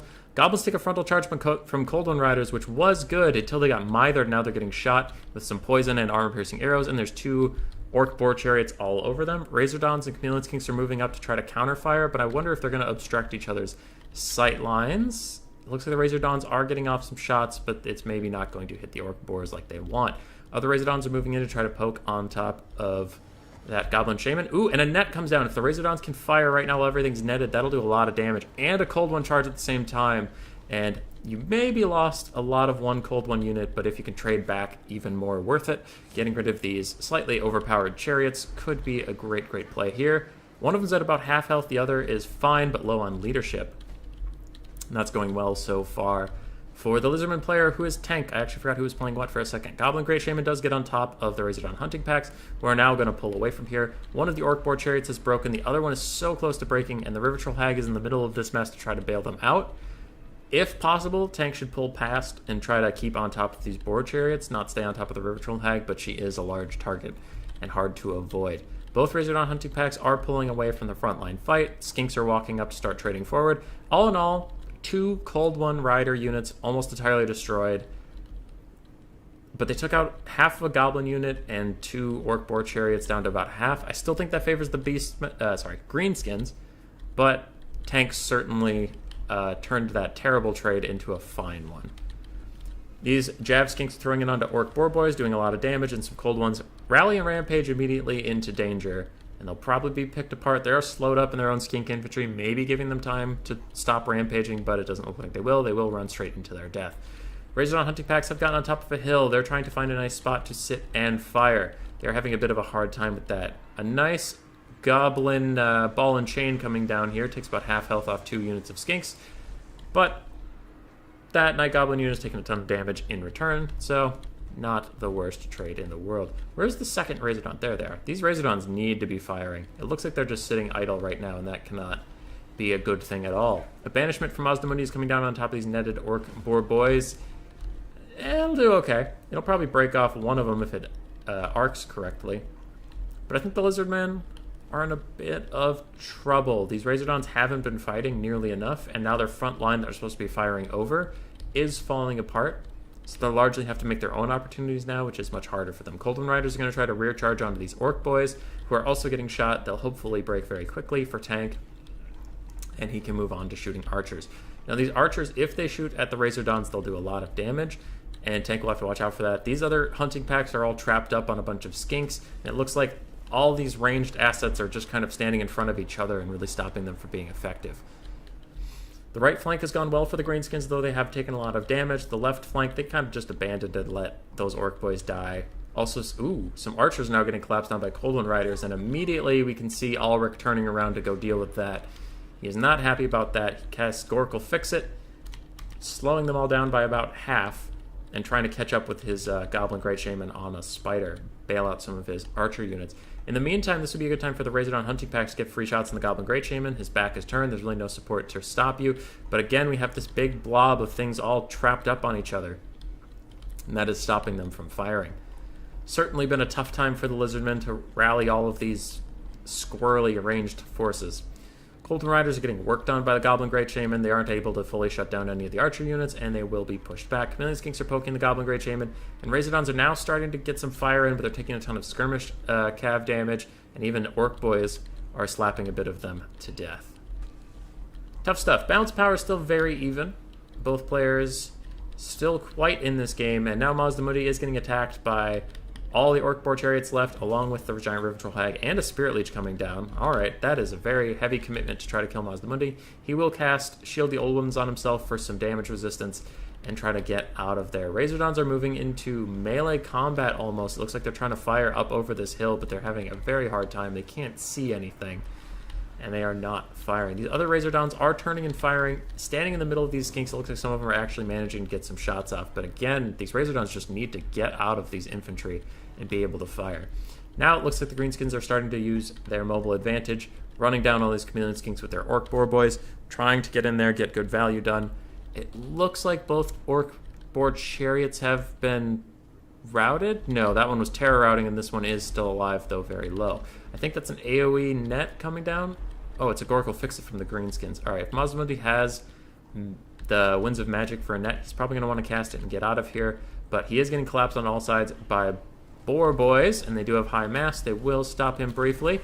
A good banishment coming in if it moves up, but if it goes down, it'll largely do nothing.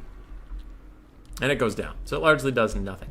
Razordons are trying to turn and fire. These Razordons are pretty full health, and they're getting mucked up now by Morgrim's Mage and Marauders, who are all out of ammo. They can't be shooting. Yeah, and the Razordons just haven't been able to fire a lot of this game. Poor things.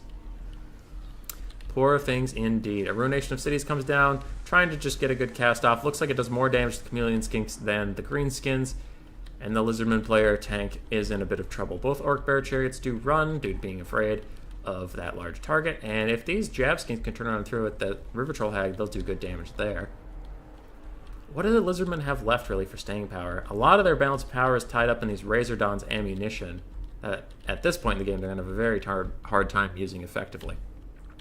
Some Chameleon Skinks are still around, but the Orc Boar Boys of the Greenskins are also quite tattered. What is very healthy is all their skirmish cav, even if it's out of ammo, and they can use it to run down some skinks maybe, but it's been a pretty close battle all the way through.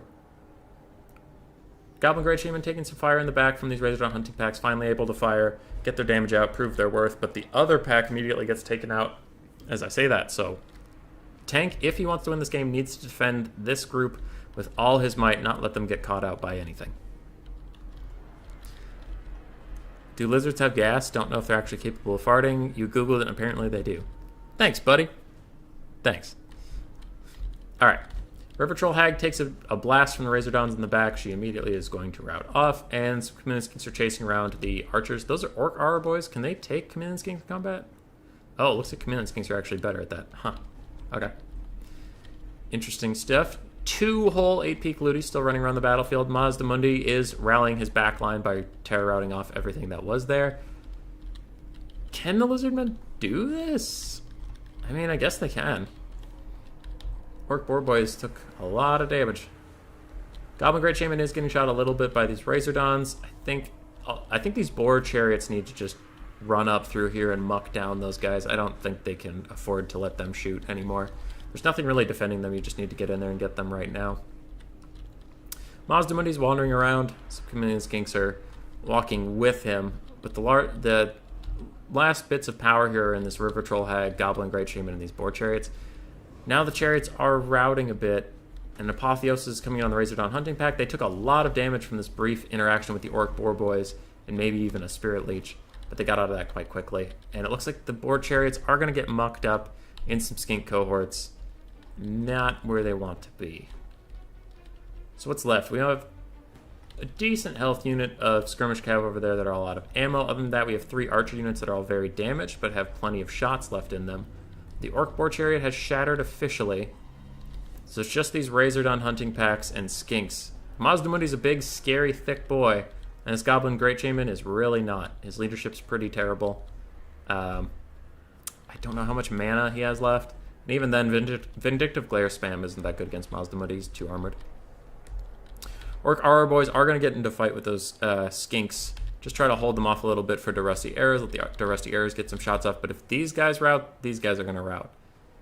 No expendable units here, so the little leadership debuff you take might be too much. Oh, and they rallied with 1 leadership. Good for the little goblins, though it won't last very long. All these archers are shut down, and Vindictive Glare tries to come down on the Razordon Hunting Pack, but doesn't really get anything. At this point, I think the Lizardmen are set to win this game. I don't think anything left on this map can kill Mazdamundi without breaking. Maybe the Shaman could if both were unbreakable, but I do think he will break as soon as he fights Mazda. Mazda is running in, zoning off things off the Razordon Hunting Pack he has over here, and he will it looks like Tank will be able to secure that thing, keep it safe, let it shoot at the Goblin Great Shaman, and be just fine. River Troll Hag is almost at her healing cap, still trying to regen up, maybe trying to get a Spirit Leech in somewhere, but I don't think Ulrich can scrap back here. Vindictive Glare is AP now. Still, I don't know how much damage it does to Mazdamundi on his Dino. And you have to overcast it too, risking hurting himself. And it looks like most of this game he's been opting to shoot it at the Razordons, so I doubt he's going to switch that strategy now, this late in the game. Balance power is wavering a lot between the two factions, but it's right in the middle, maybe a little Lizardman favored, but mostly in the middle. I think it should be more Lizardman favored, but it doesn't really account for leadership. And the leadership of the Greenskins, anyone that goes near Mazdamundi is just going to break immediately. Rusty Arrows are firing back. They're doing some good damage on the Razordon hunting packs. Maybe going to kill a couple more models here. Not with that Apotheosis coming in. And you might actually just want to use the Apotheosis on Big Mazda at this point. Just get him healthy enough. He can carry you through the rest of this game. But looks like he does want to keep those Razordons online just to do a little bit more damage to the Goblin Great Shaman. Quillian Skinks fighting Forest Goblin Spider Riders. And why are you guys so good at melee combat? Stop it. Stop it. Just break your skirmish infantry that got caught by a giant monster. Just break, damn you. But they will not. Mazdamundi's running out of ammo on his little dart throwers on his big old dinosaur. So that is decent news for the Beastmen. Greenskins, I don't know why I keep doing that. They'll stop getting poisoned for free in a 360 arc. But as we saw here, as soon as anything get nearest to Mazdamundi, it either terror routes or natural routes away. And that is going to be the story of this game, I think, till the very end. Razordon's trying to get some shots off on the Goblin Great Shaman, now having to pull away. Skinks are probably going to try to intercept him. And Mazdamundi will as well turn around and get that guy. And if he breaks, this is definitely over. Mazdamundi's going to try to stab him. Stab him with your horns. Doesn't get an attack off. There he gets one. Doesn't look like it hits. Orc Boar Boys did rally in time to break, but they'll maybe kill the Razordons on their way out. Mazdamundi's fighting the Goblin Great Shaman. The Goblin Great Shaman is trading back all right, but he's really low in leadership, and he doesn't have Crown of Command to make him unbreakable. Here we have Apotheosis coming in for Mazdamundi, the healing I mentioned earlier. And it looks like that Shaman might break. He's at 0 leadership. Oh, he does rally, and that could be really bad. Mazdamundi's getting a little too low in health here. He tries to get an attack off. I think he misses that one too. But there's enemies behind him. The Goblin Great Shaman is breaking. This is so close. Can Mazdamundi break off this guy? No, he can't. Does he have that leadership buff cold-blooded? No, he doesn't. He's trying to get out of here. Yes, there's the cold-blooded. Stops the rampage and stops him from breaking. Mazdamundi is still fighting. Maybe he can tear right off some things. He really needs to get rid of this Goblin Great Shaman. He needs to just spam click on him, kill him, rout him, or something, and everybody else will go along for the ride. Mazdamundi get an attack animation off. He misses again. He has a low melee attack. So he is fighting a little uphill here. He just needs to get an attack animation, but he's just standing still. And even standing still, he's terror routing off stuff. He's breaking stuff. He casts the Shield of the Old Ones on himself, and the chain rout is coming in for the Greenskins, even though he's missed his last 3 attacks. Armulus is gonna come in just because he's a big scary monster and literally everything broke. Like, as soon as that terror route turns into a real route, I think the game ends. There isn't anything left fighting. Oh, the 8-peak loons! There's one 8-peak loon left! And Tank's just gonna ignore it. He's just gonna ignore it and walk past. That is very funny. Alright, so there's one unit for the Greenskins that isn't breaking at the moment. And Tank is just not going to fight it. He's going to just path right after that Goblin Great Shaman. Doesn't want him coming back at all. He does accidentally attack one Forest Goblin Spider Rider, and that might break it again and shatter it this time. Where's the edge of the map? Ooh, edge of the map's very close. I do think Tank can run him down. If he gets any Winds of Magic from all this walking and waiting and running, he can maybe cast another Apotheosis on himself, get some more healing, and be good to go. Alright. There's not a whole lot to analyze left here. It's just a lot of walking. Though maybe, on the other foot, now we talked about the Lizardmen a lot. If the Greenskins can rally this Goblin Great Shaman, if he can turn around and fire a Vindictive Glare, maybe it does enough damage at this point to break him, but no, he's going to immediately break again. because of that weird little breaking thing.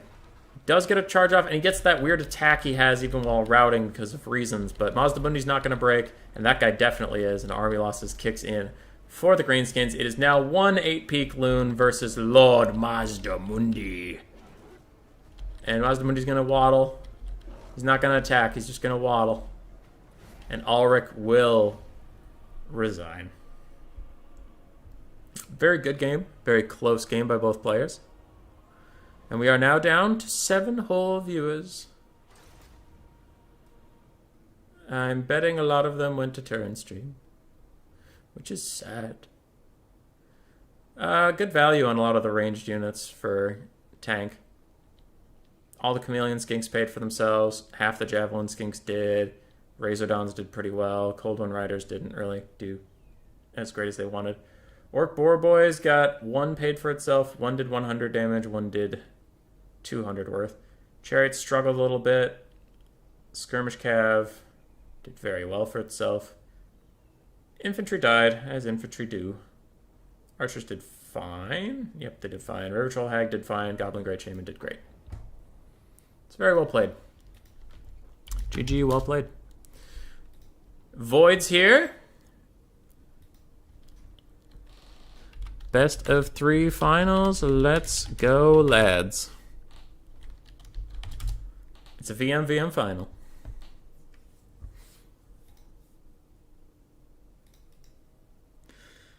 I can leave Tank where he is because he hasn't moved. Boop. But I can switch Void's name. I need to give him a map, don't I? Map is Eschen. Eschen's a good map.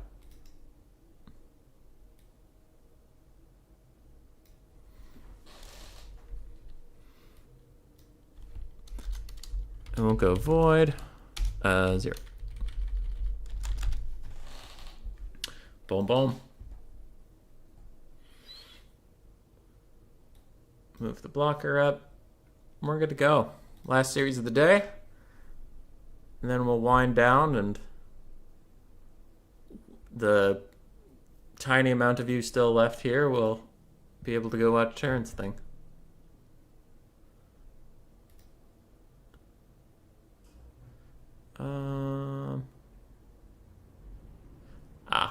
Okay. Sorting out some things in the Discord.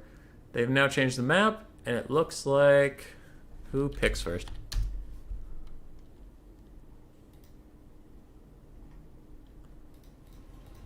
Tank picks first. He's going to pick his beloved vampire counts, Ban High Elves, and Wood Elves.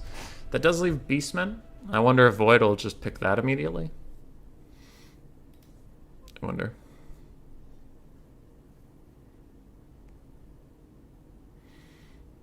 I wonder.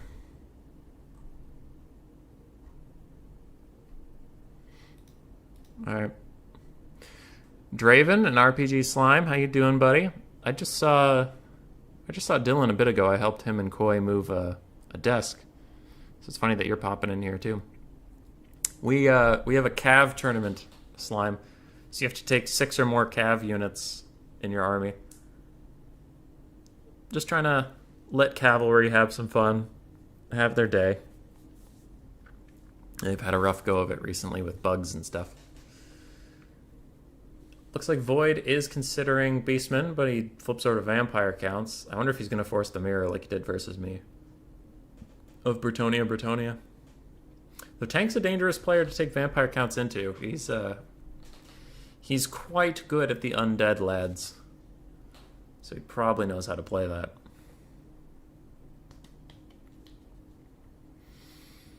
After this, I'll probably go walk the pup. It is a nice day out. I planted snap peas and carrots again. We tried in the spring, but then there was a historic heat wave and drought in the western part of the United States, but it extended to Minnesota where I live. So peas and carrots prefer wet, cooler environments, and they got 100 degrees and no rain, so I had to water them. But I feel like rainwater always helps plants more.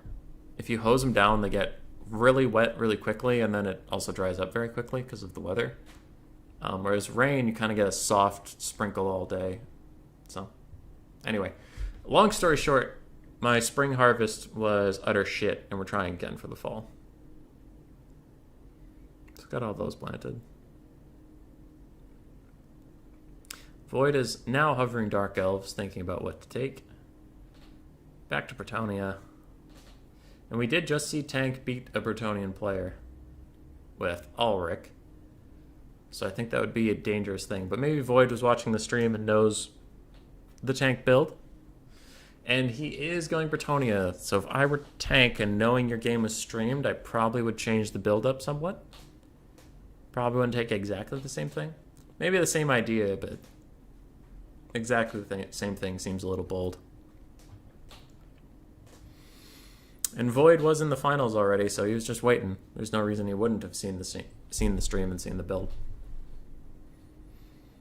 But then again, maybe it's Tank's best build, and he doesn't think there is a lot of counters to it.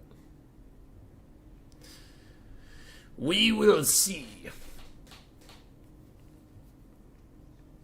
Ugh, stretch. Stretch, stretch.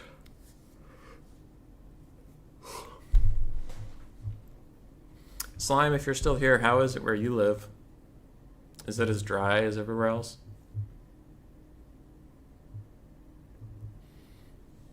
I'd be curious. Because I can announce where I live on stream because it's my stream and I decide whether or not I want to do that, but I won't announce where you live. But it's not nearby. Tank is ready. Now I'll wait on Void.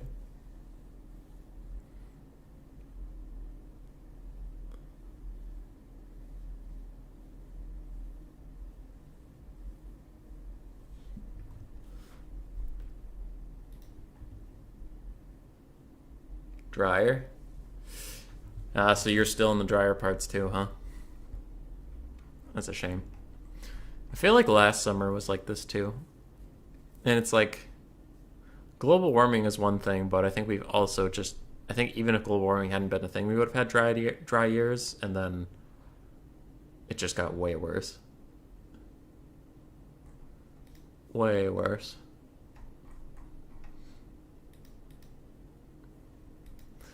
Void will hopefully be done with their build soon. They are quite famous for taking their time building armies.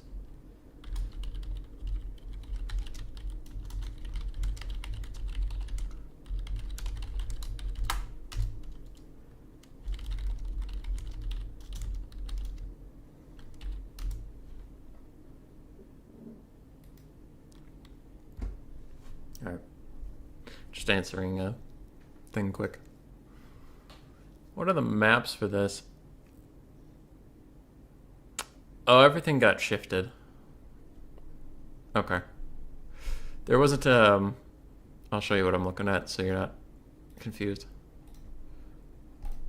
I used to have, this was the finals and it said wait for me, but now it has maps because I think there was another row before people dropped because it said 13 people were playing today, but 5 didn't check in.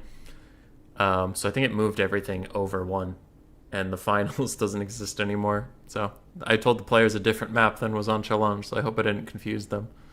But the finals were supposed to be a different map set. Whoopsies.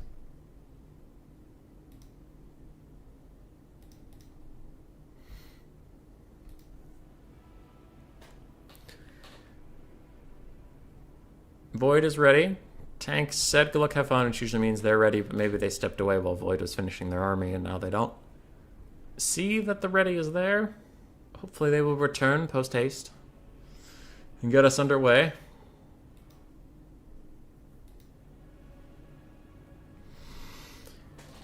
Oh boy. Alright, he's here. We're ready. We're getting into game 1. Best of 3 finals. Winner gets 10 whole slammin' schmeckles.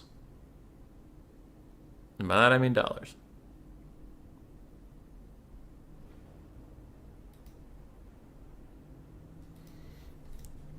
Alright.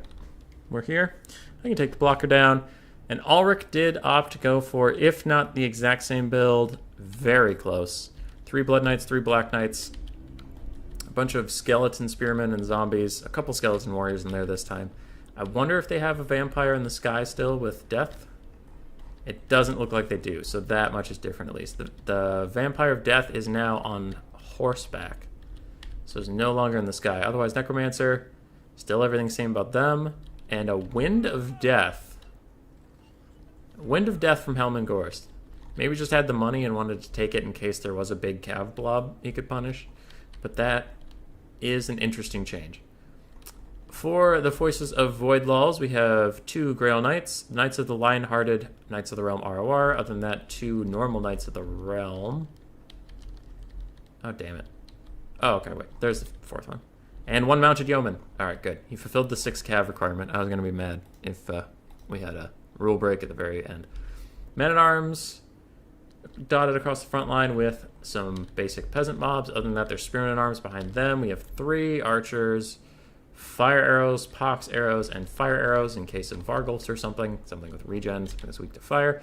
2 Paladins and the Fey Enchantress with Dwellers Below, Earthblood. Pretty standard army here from Void. And it's a lot like the army we saw Ulrich Rahl take into an army that was a lot like the one that Tank is taking. So we'll see if there's any different result, but I would personally guess that Tank's probably going to win.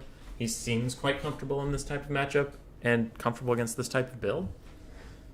So I think he will largely be okay. Probably took the Vampire out of the sky in case he was seen on stream with it, and Void took, like, both his Paladins were in the air, and then it could be very hard for the Vampire to stay alive, so maybe that's his adjustment. Hey, Bird. How you doing? Bird, we lost all of our viewers to the surprise Terran stream. And that makes me sad. Vampire Death and Necromancer are going to advance with a lot of the cav. They're not very worried about getting caught up. They do have horses. And are they both on barded horses? No, just the Vampire of Death. She has 110 armor, so she's definitely on the not normal horse variant. So Vampire counts actually have the superior cav force, I believe. And another Spirit Leech coming down onto the Grail Knights. Looks like they're going to get countered with an Earthblood. I wonder how the Winds of Magic trade on that is. Spirit Leech definitely costs more, but it looks like it is still getting some damage. And a Zombie Summon already coming in on the Peasant mobs. Really aggressive. Tank really likes to drop his Winds of Magic early. I don't know why the zombies are there. They're not going to do any damage, really. I don't think that's worth the magic, honestly. How were the Ulrich tank games? Butcherbird? Pretty good. Pretty good. Game 3 was... It came down to Mazda Mundi versus Goblin Great Shaman on a Spider, and it was super, super, super close. But, yeah, it was good. It was good. Nina, hello. Hello. Good to see you. We are in the finals of a cavalry tournament with Tank and Void Lulls being on Vampire Counts and Bretonnia. It looks like Tank is just taking it slow, advancing slowly. It looks like he wants to take this hill from the Bretonians' side and charge down it. Meanwhile, Gorst and the lads are about to be hit in the back by Knights of the Realm. I don't think he minds that much. This whole blob, besides Helm and Gorst himself, costs like $1,000 around that. $1,000, 1,500. Knights of the Realm do complete the charge on some zombies. They get some good damage, and Gorst is going to try to come in and drain them down. But the Fey Enchantress double Paladin is coming in. There's not a lot of big support here for Gorst. He is going to have to be careful. That being said, the big support is coming in hot on the backfield there. Black Knights are running around. Looks like they got a little distracted. Other than that, where are the Blood Knights? There's got to be some of them nearby, right? Nope, more Black Knights on top of these Paladins. And Black Knights are kind of like Empire Knights. They aren't really there to kill anything. They're more there to block stuff. We have all the Blood Knights back here, not really involved in the fight. If they could surround this area, get on top of the Fey Enchantress like we saw in the game versus Ulrich, that could be very, very good. But, I don't know. Right now, these Black Knights are just taking a ton of damage. And you'd say the Zombie Summon was to fill the attacking rules? I guess, Bird. That could be true. Though he was advancing with his cav at the time, so I don't think he needed it, but you're probably right.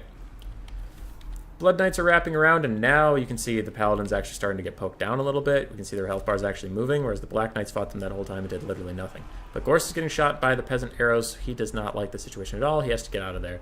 Zombies are chasing off the Peasant mods, and the Black Knights for tank are doing a very long flank, but I wonder if it's too long. It might take too much time dilly-dallying to get here. Faye is now draining down this whole blob, and Gorst is trying to counter-drain and get in there. But the Blood Knights are getting their work in a little bit. This Paladin's down about 1/4 of his health, but his leadership's very low, and if he breaks, they're definitely going to follow him off. There is a Chalice of Potions coming down right here. It'll maybe hit a couple zombies at this point, but not much else. Gorst is getting shot by a bunch of arrows, and these arrows that Ulrich Rahl didn't have are certainly putting a lot of pressure onto Gorst that this matchup had not seen previously. Blood Knights are back in, however. They do not want to let the Fae and Paladin go, and as we saw in that previous game, again, that I mentioned, Blood Knights wrecked the Fae, so she has to be very careful here. Gorst, his healing cap is within sight, and his health's getting pretty low. He's still charging straight into these arrows. He has to be very, very careful, honestly, of that. He needs to get out of there, probably. He does Invocation to Heck himself. Now, some Black Knights are running straight through the front line that has walked past them and now getting on top of these archers. That is critical. They need to stop that fire from coming in on Gorst and letting him heal up on his own, though his healing cap is coming very, very, very quickly. Blood Knights have been wrecked a little bit. It looks like the Paladins and Fae together were able to hold them off with her Mortis Engine and -5 melee attack aura. Bretonia kind of taking the lead on this game so far. Black Knights were pushed off by these Grail Knights. They couldn't get on top of the archers they wanted to, and that Necromancer's a little trapped up now. Gorst is getting attacked by a Paladin and more archers. He's pretty low on health, and if he dies, which he might make it out of here, but if he dies, the Vampire counts are pretty screwed. He's down on leadership enough that he's going to probably crumble until his death, and now even a Dwellers Below is coming in onto all these Black Knights and Blood Knights, charging straight into their doom. And with that, I think Tank will probably concede in just a second here, especially when these Blood Knights all die. Even if he doesn't concede, army losses is actually coming in. So it's very well played. Turns out Peasant Archers are quite important, it would appear. And that is GG. 1 up to Void Lulls. 1 up. So Gorst only got 195 value. Poor guy. Vampire Caster was very healthy, but not capable of carrying the game on her back. Black Knights didn't get much value. Blood Knights, one of them got decent value, the others did not. Fae Enchantress got 3,300 value again. Paladins were just there. And front line did okay. One of them actually paid for themselves. But the archers all got almost 1,000 value, which is very, very good for them. And the Grail Knight, actually, it looks like Void didn't really need his knights too much. He just needed the Fae and all the archers to protect them. GG, well played. Valley of Thieves. Next map.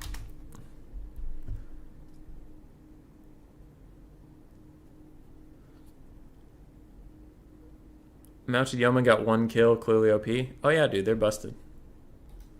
They busted.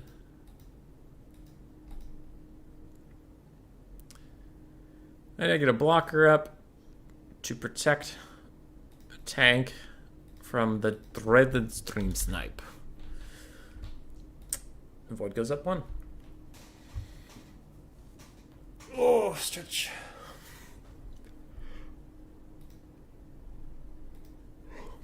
And it's Void's pick. He'll probably go Beastman. Probably go Beastman, ban, Vampire counts. Yep, counts and Vampirates like he has been all tournament. Probably. He's hovering Beastman. Do it. Do it. Prove me correct, please.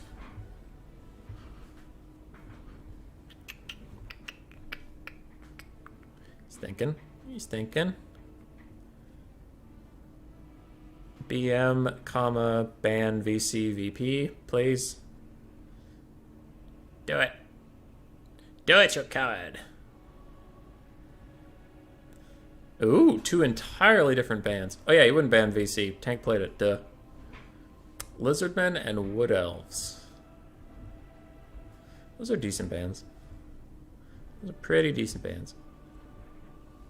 Tank, I don't know his factions super well, or what he's going to want to play here.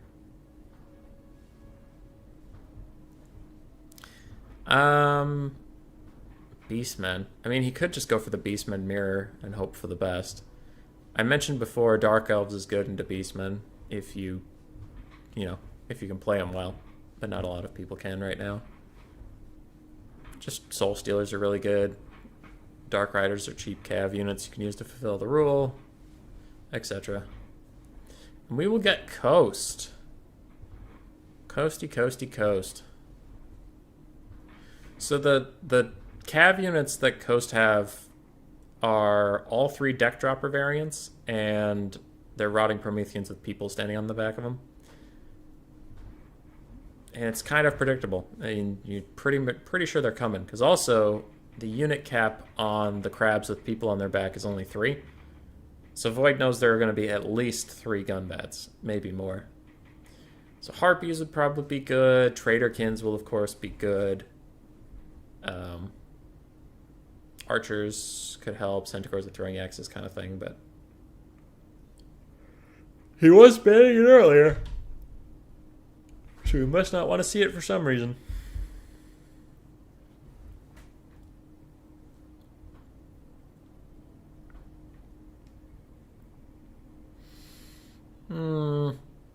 Valley of Thieves is a pretty open map, so Coast can be a good gun faction. Especially if you're just fulfilling the cav rule, but then having a pretty standard Coast build versus Beastmen otherwise. Maybe you'll be okay. Get some big monsters in there, get some cannons to snipe out the chariots, because the chariots are very weak to cannon fire. I've been playing dwarves into Beastmen recently, and the matchup feels fine for me. And I've been winning it a lot with a cannon or 2, and they just... 2 good volleys will take out the caster on a chariot. 2 or 3 good volleys will take out the standalone Tuskor chariots. So it's map dependent, obviously. Don't pick it on like Troll Country or something like that. I mean, you have to be smart about it, but yeah, if you get a big open map, I usually like dwarves into Beastmen right now. Coast are similar. Similar idea. Get some ranged assets. Shoot the Tuskors before they become a real problem. Use your fear and terror causing roster to try to rout off all the low leadership cow people. Profit. Tank throwing a good luck, have fun. The build behind my blocker does look pretty complete. So he's probably ready to go. Shit, hold on.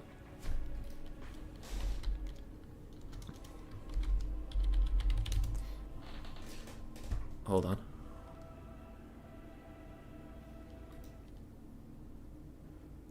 I had messaged Tank recently, so hopefully he's in my recent things.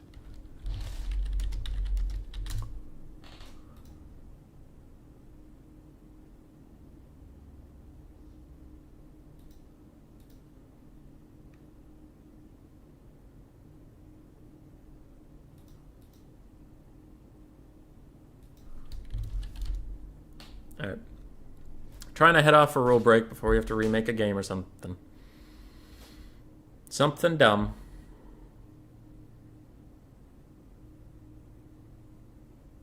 Okay, how are we now? Yep, good. Good, good, good.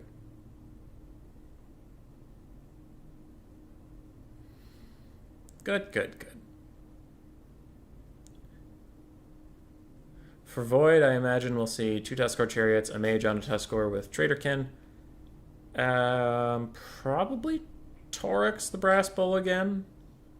I don't see why he would stop. Torix is a pretty good combatant in this matchup. I doubt he'll take his Razor Gores he's been taking all game, because there's no cav for him to fight like that. Though he doesn't know if there's going to be a Rotting Promethean. Beastmen don't have a Plague of Rustcaster, do they? No, they don't. How do Beastmen deal with Rotting Prometheans? They can't, well, sorry, Rotting Leviathans, because they like all throwing axes, duh. Yeah, Centaurs with throwing axes take care of big crabs easily enough. So as long as Void prepares for big crabs and bats, I think he'll be okay. Probably 2 or 3 Ungor Raiders, 2 or 3 Centaurs with throwing axes, 2 Tuskar Chariots, Caster on Tuskar Chariot, Chaff. Enough cav to fulfill the cav rule, and then you're good to go. But we're thinking. We're thinking.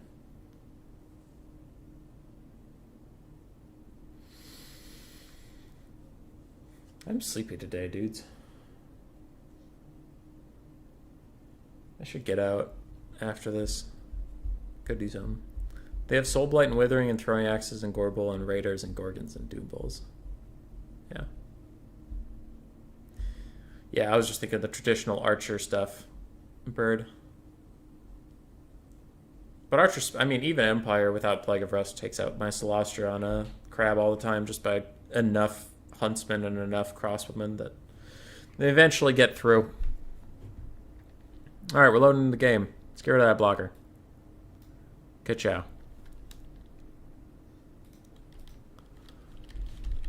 Ka-chow, ka-chow. So we're on to either the second to last or the last game of the stream. Void Lulls versus Tank. Void is currently up 1-0.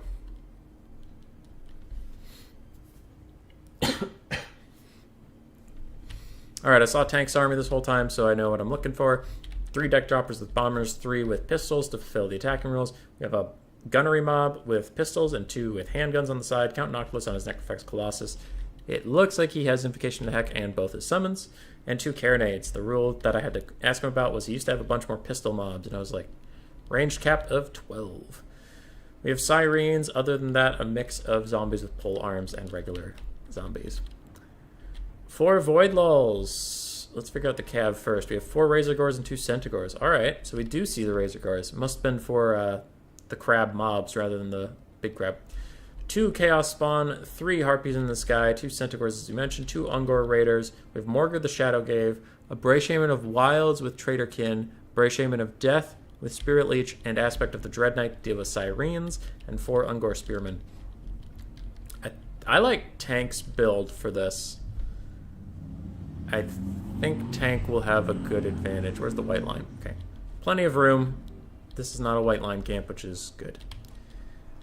He will have to be careful, because sometimes the terrain on this map could really mess with Cannon's line of sight, but it looks like he has carefully placed them on top of that little bump.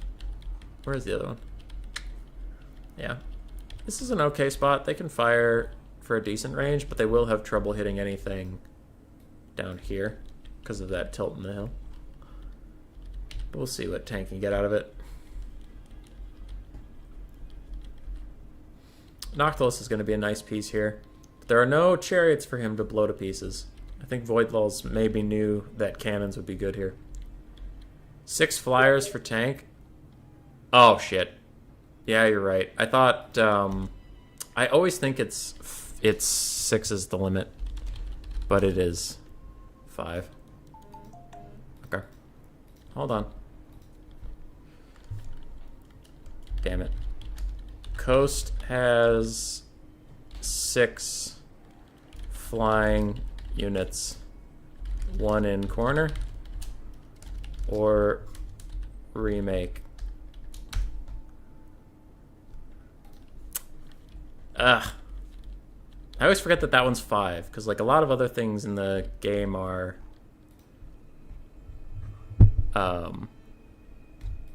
6. Like skirmish 360 shooters are 6. That kind of thing, but whatever. Nice catch, Bird and Ulrich. Nice catch. Loopy saying, wow, such a cav tourney. Yeah. There have been some pretty good cav games, though, Loopy. You just missed missed a Bretonian versus Vampire Counts game that had a ton of cav. You missed my game versus Void was very short but had a lot of cav. And not very much skirmishing going on at all. But yes, this game does not have a lot of true cavalry in it. I mean, like, you guys are memeing on it, but there have been a lot of melee cavalry. In a lot of the Bretonnian games, you know, there's at least 4 or 5 in all the builds. The vampire counts have always taken 6, because obviously I don't have any ranged.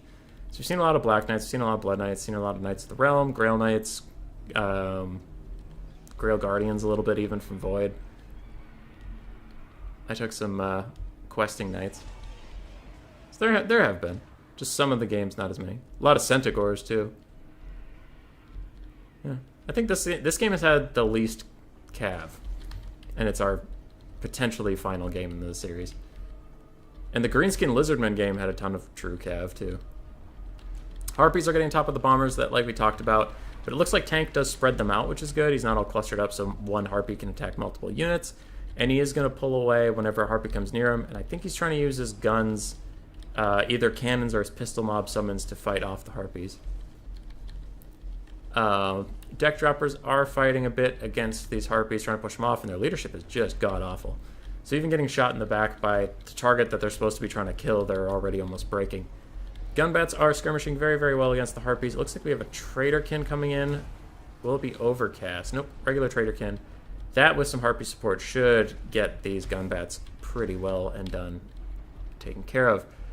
Razorcore herds are being pushed off by Noctilus, using his terror and his body as a shield for the rest of his army. He will want to pull back and heal up soon, but that is not altogether a bad place so far. Harpies are chasing these deck dropper bombers a little bit much. I think maybe if these guns are firing, they can shoot them all down. Morgar uses his first Chaos Spawn summon on the front line to take out some pistol mobs, and it looks like a different crumbling unit has turned into Chaos Spawn. So both spawn summons are out already. I don't think Tank's in a terrible spot, though. He's been shooting a lot. Centaurs are already very wounded. Harpies are very wounded.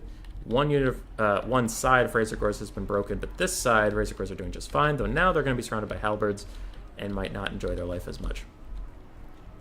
So Beastmen are trying to push in, trying to get into the fight while they still have things to fight with, and these double Chaos Spawn summons are going to be doing a lot of work on this handgun mob. This cannon is obstructed. I don't know what it's trying to shoot at, but it is having a hard time seeing it, and so is the other one. So now the coast is in trouble if both their cannons have trouble shooting and trouble seeing what's going on.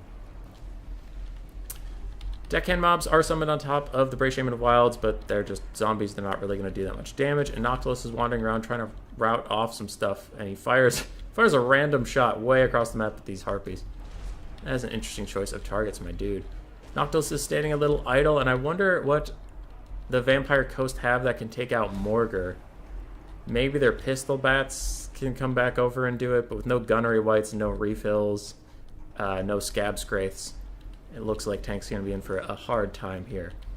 The Beastmen have now gotten on top of these things, and these cannons are just not firing, as we've talked about. Like, the hill position's good for a little bit, but once the fighting starts happening on the hill, they really can't see down there or do anything. Feels a bit against the idea of the tournament to me.